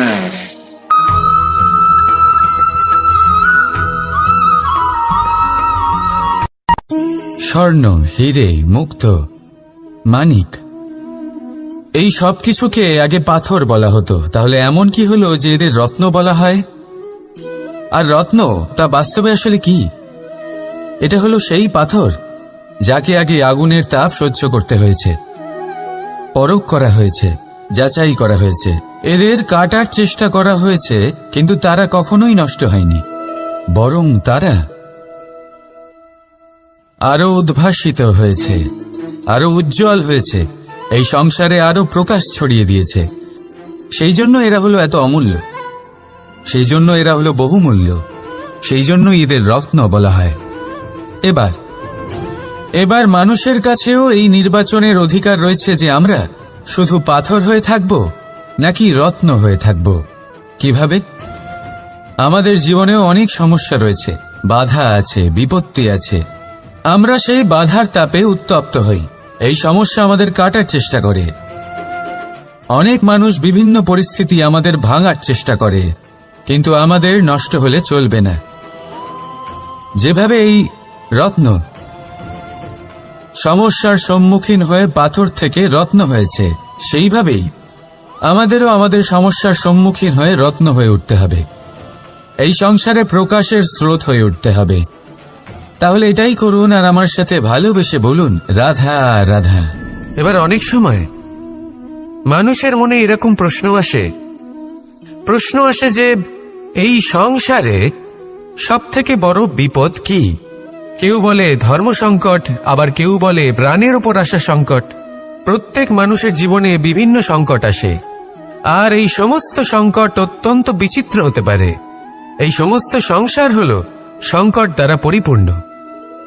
ঠিক আছে, আপনাকে একটা উদাহরণ দিই। একজন ধনী ব্যক্তি, এবার ওনার জীবনে সংকট কি হতে পারে? সংকট এটাই যে কেউ তার সম্পত্তি চুরি না করে নেয়, আমরা বুঝতে পারছি। এবার একজন চোর, তার জীবনে সংকট কি হতে পারে? যে চুরি করার সময় সে যদি তার একটা কাশি চাপতে না পারে, তাহলে সে ধরা পড়ে যেতে পারে, ঠিক কিনা? আবার অনেক সময় এমনও হয় যে যার জন্য আমি সংকট, সেও আমার কাছে সংকট। যেমন এই পরিস্থিতিতে দেখুন, সংকট হলো সংকট, এ তো জীবনে থাকবে, কিন্তু এর সম্মুখীন কিভাবে হওয়া যায়? খুব সরল, সব এটার ওপর নির্ভর করে, মনের ওপর। এই মনকে নিয়ন্ত্রণ করলে সব ঠিক থাকবে। এবার যদি ধনী ব্যক্তি মনকে নিয়ন্ত্রণ করে ফেলেন, নিজের অর্থের ব্যবহার শুভ কাজের জন্য, সমাজের সেবার জন্য বিকাশ করতে করেন, ওই অর্থকে একত্রিত করে না রাখেন, তাহলে চুরির সমস্যা, এই সংকট সেখানেই কেটে যাবে। এবার যদি কথা বলি সেই চোরের, তাহলে চোর যদি নিজের মনকে সংযত করে নেয়, যদি নিজের কর্মকে নিয়ন্ত্রণ করতে পারে, তাহলে এমন কোনো স্বর নেই যা ওকে ধরা পড়তে বাধ্য করবে। সেই জন্য জীবনে সংকট যতই আসুক, যত বড়ই সংকট আসুক না কেন, কবচ হলো একটাই, আর এই কবচের নাম হলো আত্মনিয়ন্ত্রণ। নিজের মনকে নিয়ন্ত্রণে রাখতে শিখুন। এটা নিজের জীবনে প্রয়োগ করে তো দেখুন। যদি আপনি করতে পারেন, তবে আপনি দেখবেন যে সংকট তো জীবনে আসা যাওয়া করে, কিন্তু সেই সংকটগুলির সম্মুখীন আপনি এইভাবে করতে পারবেন। তাহলে সেটাই করুন, আর আমার সাথে ভালোবেসে বলুন, রাধা রাধা। জীবনে যখনই আমাদের সামনে কোনো সংকট আসে, তখন আমাদের সামনে দুটো পথ খোলা থাকে।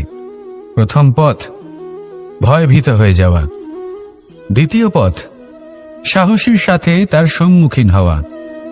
এই দুইয়ের উদ্দেশ্য সমান, লক্ষ্য হলো সমান, আত্মসুরক্ষা, জীবন রক্ষা।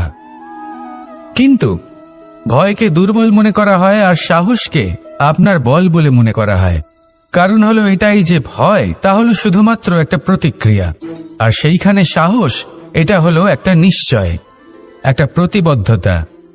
আর যদি সাহসের সাথে আপনি সংকটের সম্মুখীন হন, তাহলে হয়তো সেই সংকট আপনি চিরকালের মতো দমন করতে পারবেন। কারণ বিপদ যখন আসে, তখন সর্বপ্রথম আমাদের দ্বন্দ্ব হয় এখানে, মনে। সেই বিপদের সম্মুখীন আমরা এখানে হই। যদি এই হৃদয়কে, এই মনকে আপনি সাহসী করে তুলতে পারেন, তাহলে তাতে কখনো ভয় আসবে না, আর সেই বিপদের সম্মুখীন হওয়াও সরল হবে, জয়লাভ করাও সরল হবে। তাই নিশ্চিত রূপে সাহস হলো অধিক শ্রেষ্ঠ। জীবনে যখনই কোনো সংকট আসবে, তখনই সাহসের সাথে তার সম্মুখীন হন, আর আমার সাথে ভালোবেসে বলুন, রাধা রাধা। সংসারের সবথেকে মূল্যবান ধন কি হতে পারে? সেটা কি সেই স্বর্ণ যা দিয়ে অলংকার তৈরি করে আমরা ধারণ করি, নাকি সেই সব হিরে মুক্ত রত্ন যা হয় আমরা নিজেদের মুকুটে ধারণ করি বা হাতে আংটি বানিয়ে ধারণ করি, নাকি সেই ধন যার দ্বারা আমরা সংসারে যা চাই তাই কিনতে পারি? এই সব হলো ধন সম্পত্তি, কিন্তু সব থেকে বেশি মূল্যবান কিন্তু এরা নয়। এগুলো যে কেউ আপনার থেকে অনায়াসে কাটতে পারে। কোনো চোর চুরি করে নিতে পারে, কোনো ডাকাত এসে লুট করে নিতে পারে। সংসারের সব থেকে মূল্যবান ধন হলো সেটাই যাকে আমরা জ্ঞান বলে থাকি, যা আপনার থেকে কেউ কেড়ে নিতে পারবে না। কোনো ডাকাত লুট করে নিতে পারবে না, কোনো চোর চুরি করতে পারবে না, কোনো রাজা কর রূপে আপনার থেকে কেড়ে নিতে পারবে না। এগুলো আপনার সাথেই থাকবে। কিন্তু একটা কাজ আছে যা আপনি করতে পারেন। এই জ্ঞানরূপী ধন আপনি ছড়িয়ে দিতে পারেন। এই জ্ঞানই হলো এমন একমাত্র ধন যা ভাগ করে নিলে আরো বেড়ে যায়। সেই জন্য জীবনে সব সময় মনে রাখবেন, জ্ঞান লাভ করার বিষয়ে বেশি একাগ্র হন, ধন লাভ করার দিকে নয়। আমাদের মন প্রসন্ন চিত্ত হয়ে বলবে, রাধা রাধা। বৃক্ষের বীজ একটা সর্ষের দানার থেকেও ছোট হয়, কিন্তু যখন এটা বড় হয় তখন একটা বট গাছের মতো বৃহৎ আর মহান হয়ে ওঠে। গঙ্গা নদী, এর প্রারম্ভ হয় একটা ছোট্ট আর সরু স্রোত দিয়ে, তারপর সেটা বড় ধারায় বদলে যায়, তারপর সেটা নদীতে বদলে যায়, আর তারপর মহানদীতে পরিবর্তিত হয়। আপনি কি বুঝতে পারছেন যা আমি আপনাকে বোঝানোর চেষ্টা করে চলেছি? আমি আপনাকে বোঝাতে চাইছি যে প্রারম্ভ করার জন্য মহান হওয়ার কোনো প্রয়োজন নেই, কিন্তু হ্যাঁ, মহান হওয়ার জন্য প্রারম্ভ করা অত্যন্ত প্রয়োজনীয়। তাই শুরু করুন। আপনার ক্ষুদ্র এই প্রারম্ভ আপনার জন্য বৃহৎ হয়ে উঠতে পারে। শুরু করেই দেখুন না, আপনার গন্তব্য আপনার জন্য অপেক্ষা করে আছে। রাধা রাধা। পুষ্প দেখতে পাচ্ছেন আপনি? কি সুন্দর এই পুষ্প। সবাই চায় এরকম কোনো এক পুষ্প সে নিজের করে নেবে, নিজের কাছে রাখবে। এবার ভাবুন, এই পুষ্প যে সম্মান পায় তা কিসের জন্য পায়? শুধু কি তাকে সুন্দর দেখতে বলে? আসুন আপনাকে একটা কথা বোঝাই। এই ফুল যখন গাছে থাকে তখন এই রূপ আমাদের আকর্ষণ করে। এই ফুল দিয়ে যদি আপনি মালা বানান, কোনো মূর্তিতে দেন, তাহলে তা সম্মানের নিদর্শন হয়। এবার এই ফুলই যদি আপনি বিছানাতে ছড়িয়ে দেন, তাহলে সেই দৃশ্য দেখে সেই সুবাসে আপনার মন পুলকিত হয়ে ওঠে। কিন্তু ভাবুন, এই পুষ্পই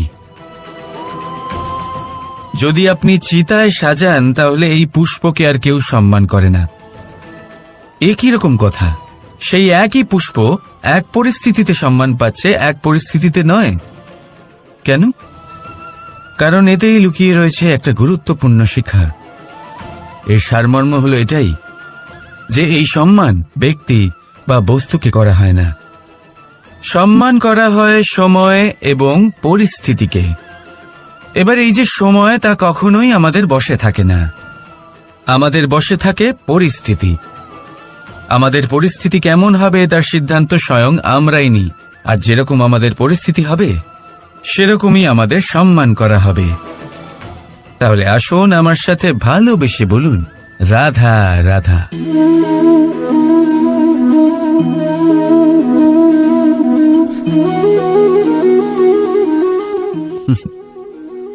এবারে আপনারা ভাবছেন যে আমি এত একাগ্রতার সাথে এই পিঁপড়েকে কেন দেখছি। আপনাকে বলি যে আজ এই পিঁপড়েকে দেখে আমি মন্ত্রমুগ্ধ হয়ে গেছি। ওর রূপ বা ওর আকার দেখে নয়, এই পিঁপড়ের প্রচেষ্টা দেখে।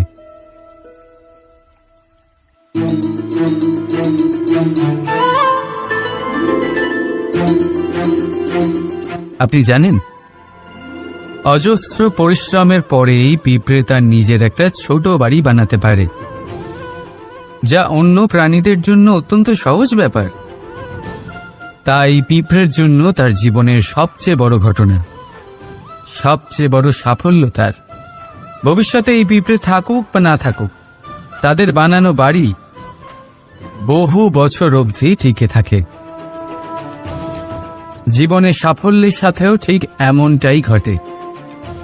আপনি একদিনে সাফল্য লাভ করতে পারবেন না, কিন্তু যদি আপনি প্রতিদিন চেষ্টা করতে থাকেন, তবে একদিন আপনি অবশ্যই সাফল্য লাভ করবেন।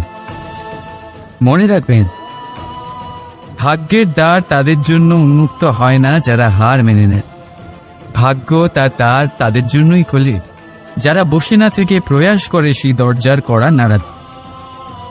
তাই প্রয়াস করতে থাকুন, সাফল্য অবশ্যই একদিন না একদিন আপনার কাছে আসবেই। রাধা রাধা। এই তালাটা দেখতে পাচ্ছেন আপনি? এই তালাকে ভেঙেও খুলে দেওয়া যায়, আবার ভালোবেসেও খুলে দেওয়া যায়। অর্থাৎ এই তালাটা আপনি এই চাবির দ্বারাও খুলে দিতে পারেন, এই হাতুড়ি দিয়েও খুলে দিতে পারেন। কিন্তু এই খোলাতে তফাৎ আছে। যদি তালা খোলার জন্য আপনি সেটা ভেঙে ফেলেন, তাহলে তা পরের বার আর কাজে লাগবে না। কিন্তু যদি এটা আপনি চাবির দ্বারা খোলেন, তাহলে তা চিরকাল কাজে লাগবে।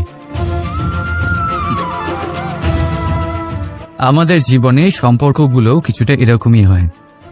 আমাদের জীবনের আনন্দরূপী ধন রক্ষা করে এই সম্পর্ক, কিন্তু ভালোবেসে। যদি ক্রোধের দ্বারা এই সম্পর্ক রক্ষা করা হয়, তাহলে পরে তা কোনো কাজে আসে না।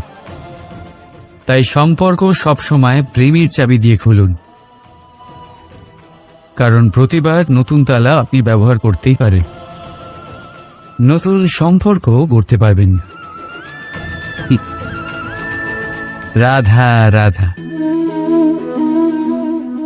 জীবন কি? এই জীবন আমরা জন্ম নিই, বড় হয়ে উঠি, আমাদের মা বাবা আমাদের পালন করেন, তারপর তাদের অর্থ দিয়ে আমাদের বাল্যকাল কাটে। আমরা আরো বড় হই, বিবাহ বন্ধনে আবদ্ধ হই, আমাদেরও সন্তান হয়, আমরা তাদের পালন করি, তারপর আমরা বৃদ্ধ হই, আর একদিন এই সংসার ছেড়ে আমরা সকলে চলে যাই। এটাই কি জীবন? আপনার মনে এই প্রশ্ন হয়তো অনেকবার জেগেছে, তাই না? এবার একটু জলের যাত্রাপথ লক্ষ্য করুন। সাগর থেকে বাষ্প হয়ে ওঠে এই জল, মেঘ হয়ে ঝরে পড়ে সে, তারপর নদী হয়ে আবার সাগরে মিলিয়ে যায়। কিন্তু কখনো এই প্রশ্ন করে না যে তার জীবন কি, তার উদ্দেশ্য কি। প্রতিটা মুহূর্ত বাঁচে সে, আর অন্যদের যতখানি সম্ভব সাহায্য করে। যখন সাগরে থাকে, তখন অসংখ্য জীবকে জীবন দান করে। যখন সাগর থেকে বাষ্প হয়ে মেঘ হয়ে যায়, তখন চাষিদের মনে এই আশা জাগায় যে ফসল আবার ফল।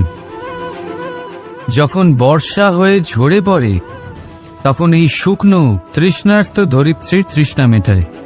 আর যখন নদীতে থাকে, তখন তার পাড়ে নানান গাছপালার জন্ম দেয়।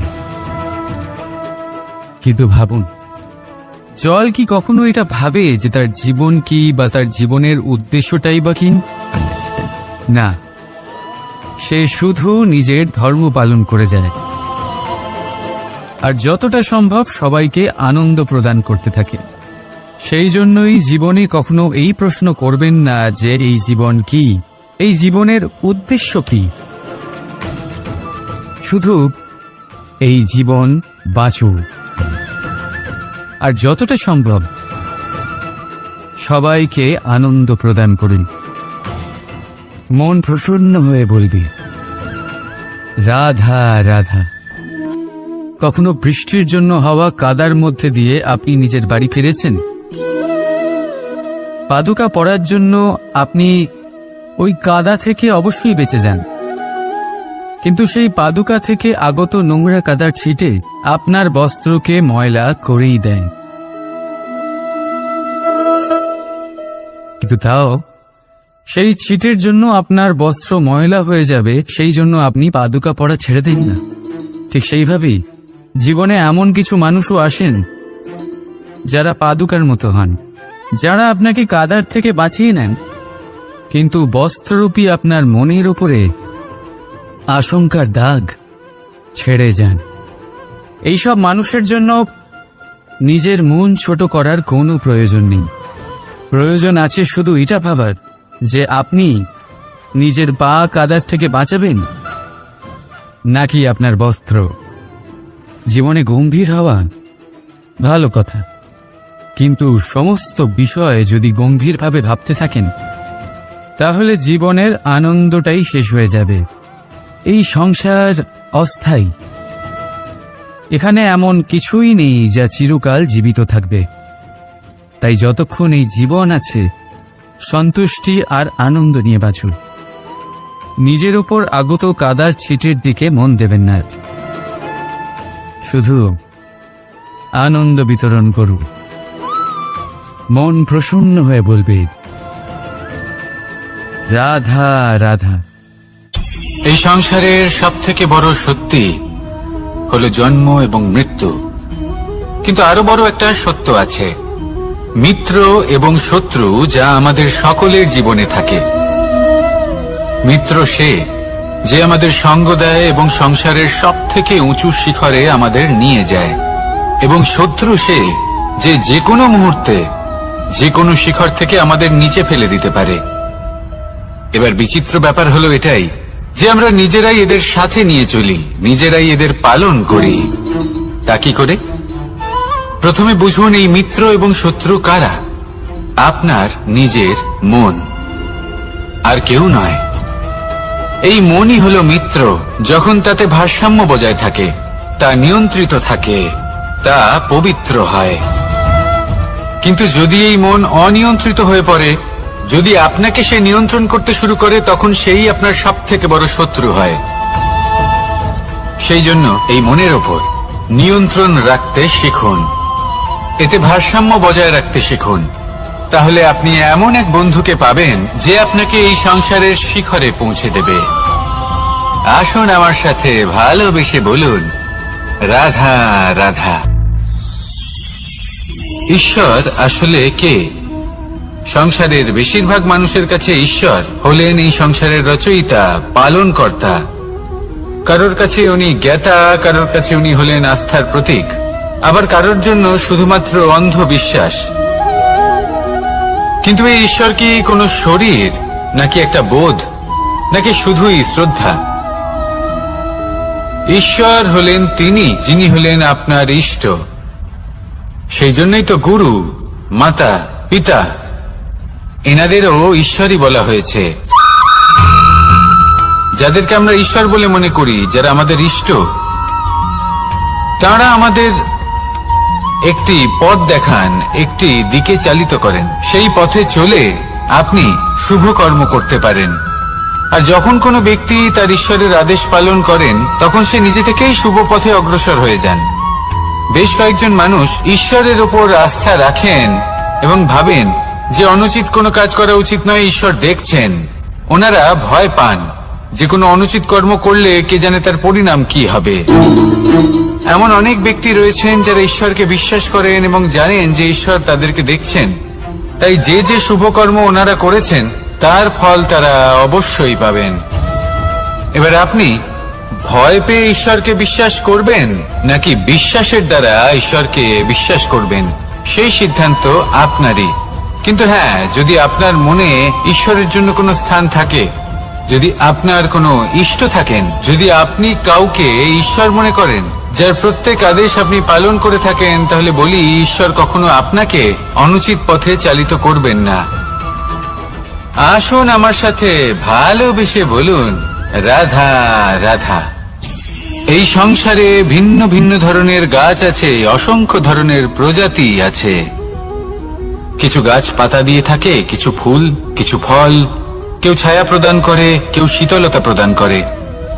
কেউ নিজেকে খুব কষ্ট দিয়ে এই সংসারের বিকাশে সহায়ক হয়ে ওঠে, কিন্তু এই সবার মধ্যে একটা বিষয় কিন্তু সমান। এরা প্রত্যেকেই পাতা ছাড়া, ফুল ছাড়া, ফল ছাড়া জীবিত থাকতেই পারে, কিন্তু কোনো বৃক্ষই শিকড় ছাড়া বেঁচে থাকতেই পারে না। এটাই হলো রাধার।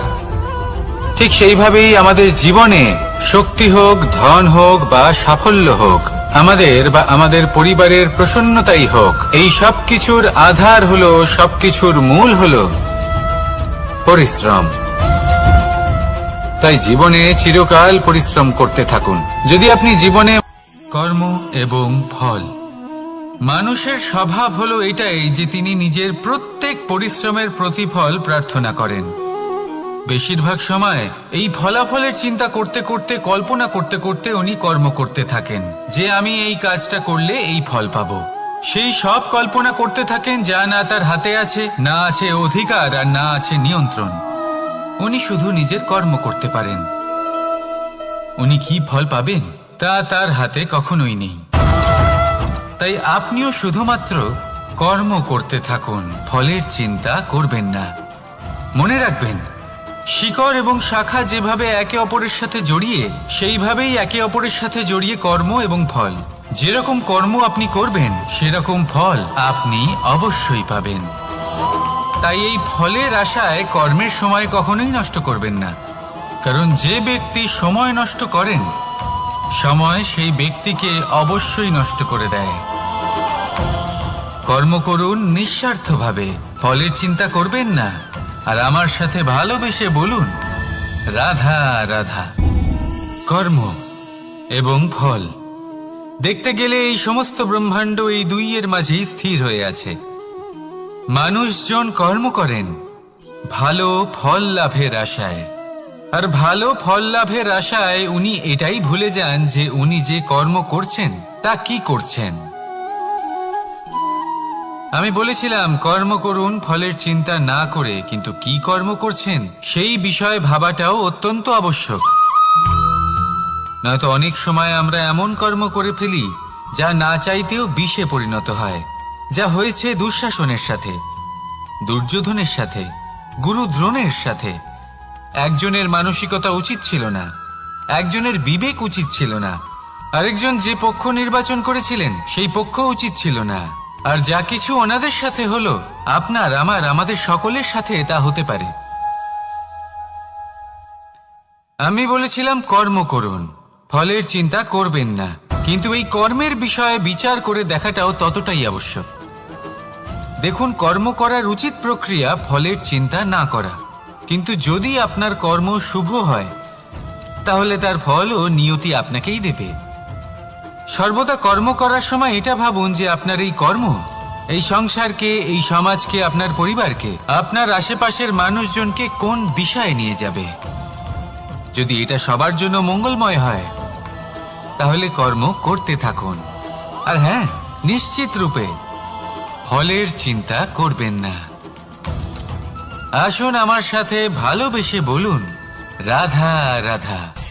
বটবৃক্ষের বীজ সর্ষের দানার থেকেও ছোট হয়, কিন্তু যখন তা নিজের রূপ ধারণ করে তখন তা বিশাল বৃক্ষের আকার ধারণ করে, যা সহস্র বছর ধরে বেঁচে থাকে, ছায়া প্রদান করে, পাখিদের আশ্রয় প্রদান করে, আর দেয় পথচারীদের বিশ্রাম করার স্থান। কেন? কারণ সেই ছোট বীজ তা মাটির ভেতরে গিয়ে নিজের খোলস ত্যাগ করে। অন্ধকারে থাকে সে, যতই আলো আসুক না কেন, যতই বর্ষা আসুক না কেন, সব সহ্য করে। আর তারপরে একটা চারা গাছ অঙ্কুরিত হয়, তারপর ধীর গতিতে একটা বিশাল বৃক্ষতে পরিণত হয়। দেখুন, জীবনে কঠিন সময় আসে, এই জন্য নয় যে আপনি হার মেনে নেবেন, এই জন্য আসে যাতে আপনি ভবিষ্যৎ নির্মাণের জন্য নিজেকে তৈরি করতে পারেন। যদি কঠিন সময়ে আপনি ওই বীজের মতো দৃঢ় হয়ে থাকতে পারেন, তাহলে আপনিও একদিন সেই বিশাল বৃক্ষের মতো নিজের অস্তিত্ব গড়ে তুলতে পারবেন, যা সহস্র বছর পর্যন্ত মনে রাখা হবে। আসুন আমার সাথে ভালোবেসে বলুন রাধা রাধা। এই ব্রহ্মাণ্ড, এই ব্রহ্মাণ্ড কত বৃহৎ, তাই না? যার সম্মুখে এই পৃথিবীকেও একটা বিন্দুর মতো মনে হয়। আর এই পৃথিবীতে আমরা কে হই, আমাদের আকার কিরকম, আমাদের অস্তিত্বই বা কি? যখন আমরা এভাবে ভাবি তখন মনে হয় আমরা কিছুই নই। তা আমরা যখন কিছুই নই, তাহলে আমরা এত চিন্তা করি কেন? কি ভেবে ভয় পাই? কাকেই বা এত ভয় পাই? কে আমাদের মারতে পারে আর কেই বা আমাদের জন্ম দেবে? আত্মার আসলে না কখনো জন্ম হয় আর না কখনো মৃত্যু। আত্মা শুধুই শরীর বদল করে। আপনি, আমি, আমরা সকলে এই শরীর নয়, আমরা হলাম আত্মা, যা হলো পরম আত্মার পরম অঙ্গ। সেই জন্য মনে রাখবেন, বাইরের কোথাও দেখবেন না, নিজের অন্তরের গভীরে গিয়ে দেখুন, আত্মাকে উপলব্ধি করতে শিখুন। ক্লেশ, ভয়, চিন্তা, এই সব কিছুর থেকে নিজেকে দূরে রাখুন, তাহলেই উপলব্ধি করতে পারবেন পরমাত্মা কে। তাহলে আসুন আমার সাথে ভালোবেসে বলুন, রাধা রাধা। পরিবর্তন এই সংসারের শাশ্বত নিয়ম। কোনো রাজা নেই যিনি চিরকাল রাজা থাকেন, কোনো ধনী ব্যক্তি নেই যিনি চিরকাল ধনী থাকবেন। এই সংসারে সূর্যের স্থান নেওয়ার জন্য চন্দ্রিমার আগমন ঘটে। কোন স্থান যাকে পতিত বলা হয়েছিল সেখানে মহল তৈরি হয়েছে। কোন স্থান যাকে আজ মলিন বলা হয়েছে কাল সেখানে মন্দিরও স্থাপন হতে পারে। কোনো ঋতু চিরকালের জন্য থাকে না, কখনো সময় চিরকাল একরকম থাকে না। আজ যে আপনার কাছে রয়েছে কাল অন্য কারোর ছিল, আজ যে আপনার কাছে রয়েছে কাল তা অন্য কারোর কাছে চলে যাবে। আপনার সাথে কিছু থাকলে তা হলো আপনার কর্ম, কিন্তু সেই কর্মের পরিণামও আপনার নয়। আপনি শুধু কর্ম করুন, বাকি সবকিছুই পরিবর্তনশীল। কিন্তু সেই পরিবর্তনকে দেখে ভয় পাওয়ার প্রয়োজন নেই, তাকে স্বাগত জানান। যদি আপনি হাসি মুখে সেই পরিবর্তনকে স্বাগত জানান, তাহলে এই পরিবর্তনও হাসি মুখে আপনার সাথে থাকবে। আসুন আমার সাথে ভালোবেসে বলুন, রাধা রাধা। সঞ্চয়। মানুষের যখন থেকে বোধবুদ্ধি হয় সঞ্চয় করতে আরম্ভ করে দেন। সঞ্চয় করতে থাকেন ভোজনের, সঞ্চয় অর্থের, সঞ্চয় শক্তির। নিজের জন্য করেন, নিজের পরিবারের জন্য করেন, নিজের স্ত্রীর জন্য করেন, সন্তানের জন্য করেন, সন্তানের সন্তানের জন্যও সঞ্চয় করেন। সঞ্চয় করার জন্য ওনার কাছে অনেক কারণ রয়েছে, কারণ উনি এটা ভাবেন যে এই সঞ্চিত শক্তির জন্য কেউ ওনার কোনো ক্ষতি করতে পারবে না। মানুষ ভুলে যান একটা গুরুত্বপূর্ণ কথা, এই সত্য, উনি এই সংসারে খালি হাতেই এসেছিলেন আর এখান থেকে ওনাকে খালি হাতেই যেতে হবে। যা এখানকার তা এখানেই থেকে যাবে। আর যদি কিছু ওনার সাথে যায় তা হলো ওনার কর্ম, আর কিচ্ছু নয়। তাই যদি কিছু অর্জন করতে চান তাহলে শুভ কর্ম অর্জন করুন, আত্মশক্তি অর্জন করুন, কারণ পরলোকে এটাই হবে আপনার সম্পত্তি। তাহলে কি এটা আপনি অর্জন করতে চান না? আসুন আর আমার সাথে ভালোবেসে বলুন, রাধা রাধা। সদিচ্ছা। দেখতে গেলে 3 অক্ষরে তৈরি এই শব্দ, কিন্তু সমস্ত ত্রিলোক তার উপরেই আধারিত। আপনি এই সংসারে এসেছেন, তখন অবশ্যই শ্বাস নেবেন, কিন্তু তার বদলে আপনাকে কিছু তো দিতেই হবে। আপনার উপর নির্ভর করছে আপনি কি দেবেন। কি দেবেন এই সংসারকে, এই সমাজকে, নিজের পরিবারকে, আর তার বদলে কি নেবেন? যশ নাকি অপযশ? দেখুন, এক ছিল রাবণ, যে কিনা সমুদ্র পার করলো সীতাকে অপহরণ করার জন্য, আর এক ছিলেন রামচন্দ্র, যিনি সমুদ্র পার করেছিলেন, সেতু বানিয়ে গিয়েছিলেন সীতাকে ফিরিয়ে নিয়ে আসার জন্য। দুজনেই সমুদ্র পার করেছিলেন, শুধু পার্থক্য ছিল সদিচ্ছাকে বোঝার, লক্ষ্যের। অনেক মানুষের যাত্রা একরকম হতেই পারে, কিন্তু আনন্দ তখনই লাভ করবেন যখন লক্ষ্য শুভ হবে, মহান হবে। এই লক্ষ্য দিয়ে এই সংসারের কল্যাণ হবে এবং মানুষের সম্মান হবে। যদি আপনার সংকল্প উচিত হয় তাহলে আপনার লক্ষ্য উচিতই হবে, নয়তো শুধুমাত্র বিনাশ হবে। আর উচিত এটাই হবে যে বিনাশের হাত থেকে যেন নিজেকে বাঁচানো যায়। কি বলেন? তাই জীবনে যে লক্ষ্য স্থির করছেন মনে রাখবেন তা যেন শুভ লক্ষ্য হয়। যদি এরকম হয় তাহলে আপনার যাত্রা, আপনার জীবন দুটোই শুভময় হবে। আসুন আর আমার সাথে ভালোবেসে বলুন, রাধা রাধা। সুরক্ষা। এই সুরক্ষা আসলে কি? এটা কি কোনো কবচ নাকি কোনো সীমা? এই সুরক্ষা আসলে অন্য কিছু। আমাদের মাতা পিতা, আমাদের প্রিয়জন, আমাদের বন্ধু, এই সমাজ, আমাদের শুভাকাঙ্ক্ষী, আমাদের আত্মীয়, এনারা সবাই আমাদের জীবনে কোনো না কোনো ভাবে সুরক্ষা দিয়ে থাকেন, একটা কবচ দিয়ে থাকেন কোনো না কোনো রূপে। কিন্তু দেখতে গেলে আমাদের পরাক্রমের পথে, আমাদের বীরত্বের পথে, আমাদের সাহসের পথে এই সুরক্ষাই সব থেকে বড় বাধা হয়ে দাঁড়ায়। একবার ভেবে দেখুন, যদি আপনি কোনো সুরক্ষাই না পান বা যদি আপনি এই সুরক্ষা ভেঙে বাইরে আসতে পারেন, তাহলে আপনার বীরত্ব চরম সীমায় পৌঁছে যায়। কেন? কারণ তখন আপনি জানেন যে এই সংসারের সম্মুখীন আমাদের নিজেদেরই হতে হবে। আপনি বুঝে যান যে শত্রুর সম্মুখীন এবার নিজের বলের দ্বারা, নিজের পরাক্রমের দ্বারা, নিজের সাহসের দ্বারা করতে হবে। আর তখন আমাদের মনের মধ্যে এই শক্তি জাগ্রত হয়। এই শক্তি অন্তরেই বসবাস করে। শুধু এটা চিনে নিতে হবে, একে জাগ্রত করতে হবে। আর এটা সুরক্ষা ভেঙে যাওয়ার পরেই সম্ভব হয়। আর যারা নিজের শক্তি সম্পর্কে জানেন, যিনি নিজেই জানেন তিনি কতটা শক্তিশালী, তিনি নিজেই নিজের সুরক্ষা কবচ চিরকালের মতো ভেঙে ফেলে দেন, ঠিক কর্ণের মতো। আর তারপরে দেখুন, আপনার পরাজয় হোক বা বিজয়ী হোক না কেন, সেটাই অনেক বড় হয়, সেটাই প্রশস্ত হয়ে থাকে। সেই জন্য ত্যাগ করুন নিজের ভয়কে, নিজের আশেপাশের এই সুরক্ষা চক্রকে ভেঙে ফেলুন। আর সম্মুখীন হন এই সংসারের নিজের শত্রুর সম্মুখীন হন। পরাক্রমের এই অঙ্কুর, তা অঙ্কুরিত হওয়ার জন্য বীজের উপরের এই কবচ, এটা ভেঙে যাওয়া অতি আবশ্যক। আসুন আমার সাথে ভালোবেসে বলুন, রাধা রাধা। যখন আমরা হাঁটতে থাকি আর আমাদের পায়ে কাঁটা বিঁধে যায়, তখন মুখ দিয়ে আহ বেরিয়ে আসে, কান্না চলে আসে, আর অনেক সময় অভিশাপও বেরিয়ে আসে। কিন্তু আমরা কি কখনো এটা এইভাবে দেখেছি, এইভাবে ভেবেছি যে আমরা যে পথে চলেছি সেই পথে কাঁটা বিঁধেছে, নাকি আমরা সেই পথ নির্বাচন করেছি যাতে শুধুই কাঁটা রয়েছে? নাকি আমরা এভাবে ভেবে দেখেছি যে এই কাঁটা আমাদের কষ্ট দিতে এসেছে, নাকি এটা আমরাই বিছিয়ে রেখেছিলাম? সাবধান থাকা উচিত ছিল, কারণ কাঁটা বিঁধলে যন্ত্রণা হবে, চিৎকার করে ফেলতে পারি, মুখ থেকে অভিশাপও বেরিয়ে আসতে পারে।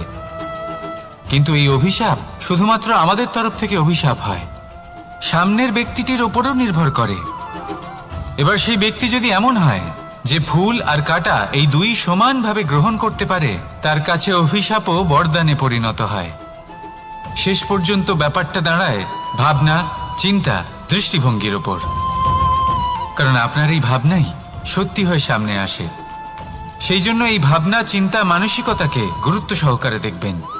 এই বিবেচনা নিয়ে বিবেচনা করতে শিখুন। আমার কথার অর্থ হলো যে জীবনে যখন এরকম কিছু একটা ঘটবে, তখন ভেবে দেখুন যে এরকম কেন হলো। আপনি কি এমন কোনো কর্ম করেছিলেন যার কর্মফল এটা?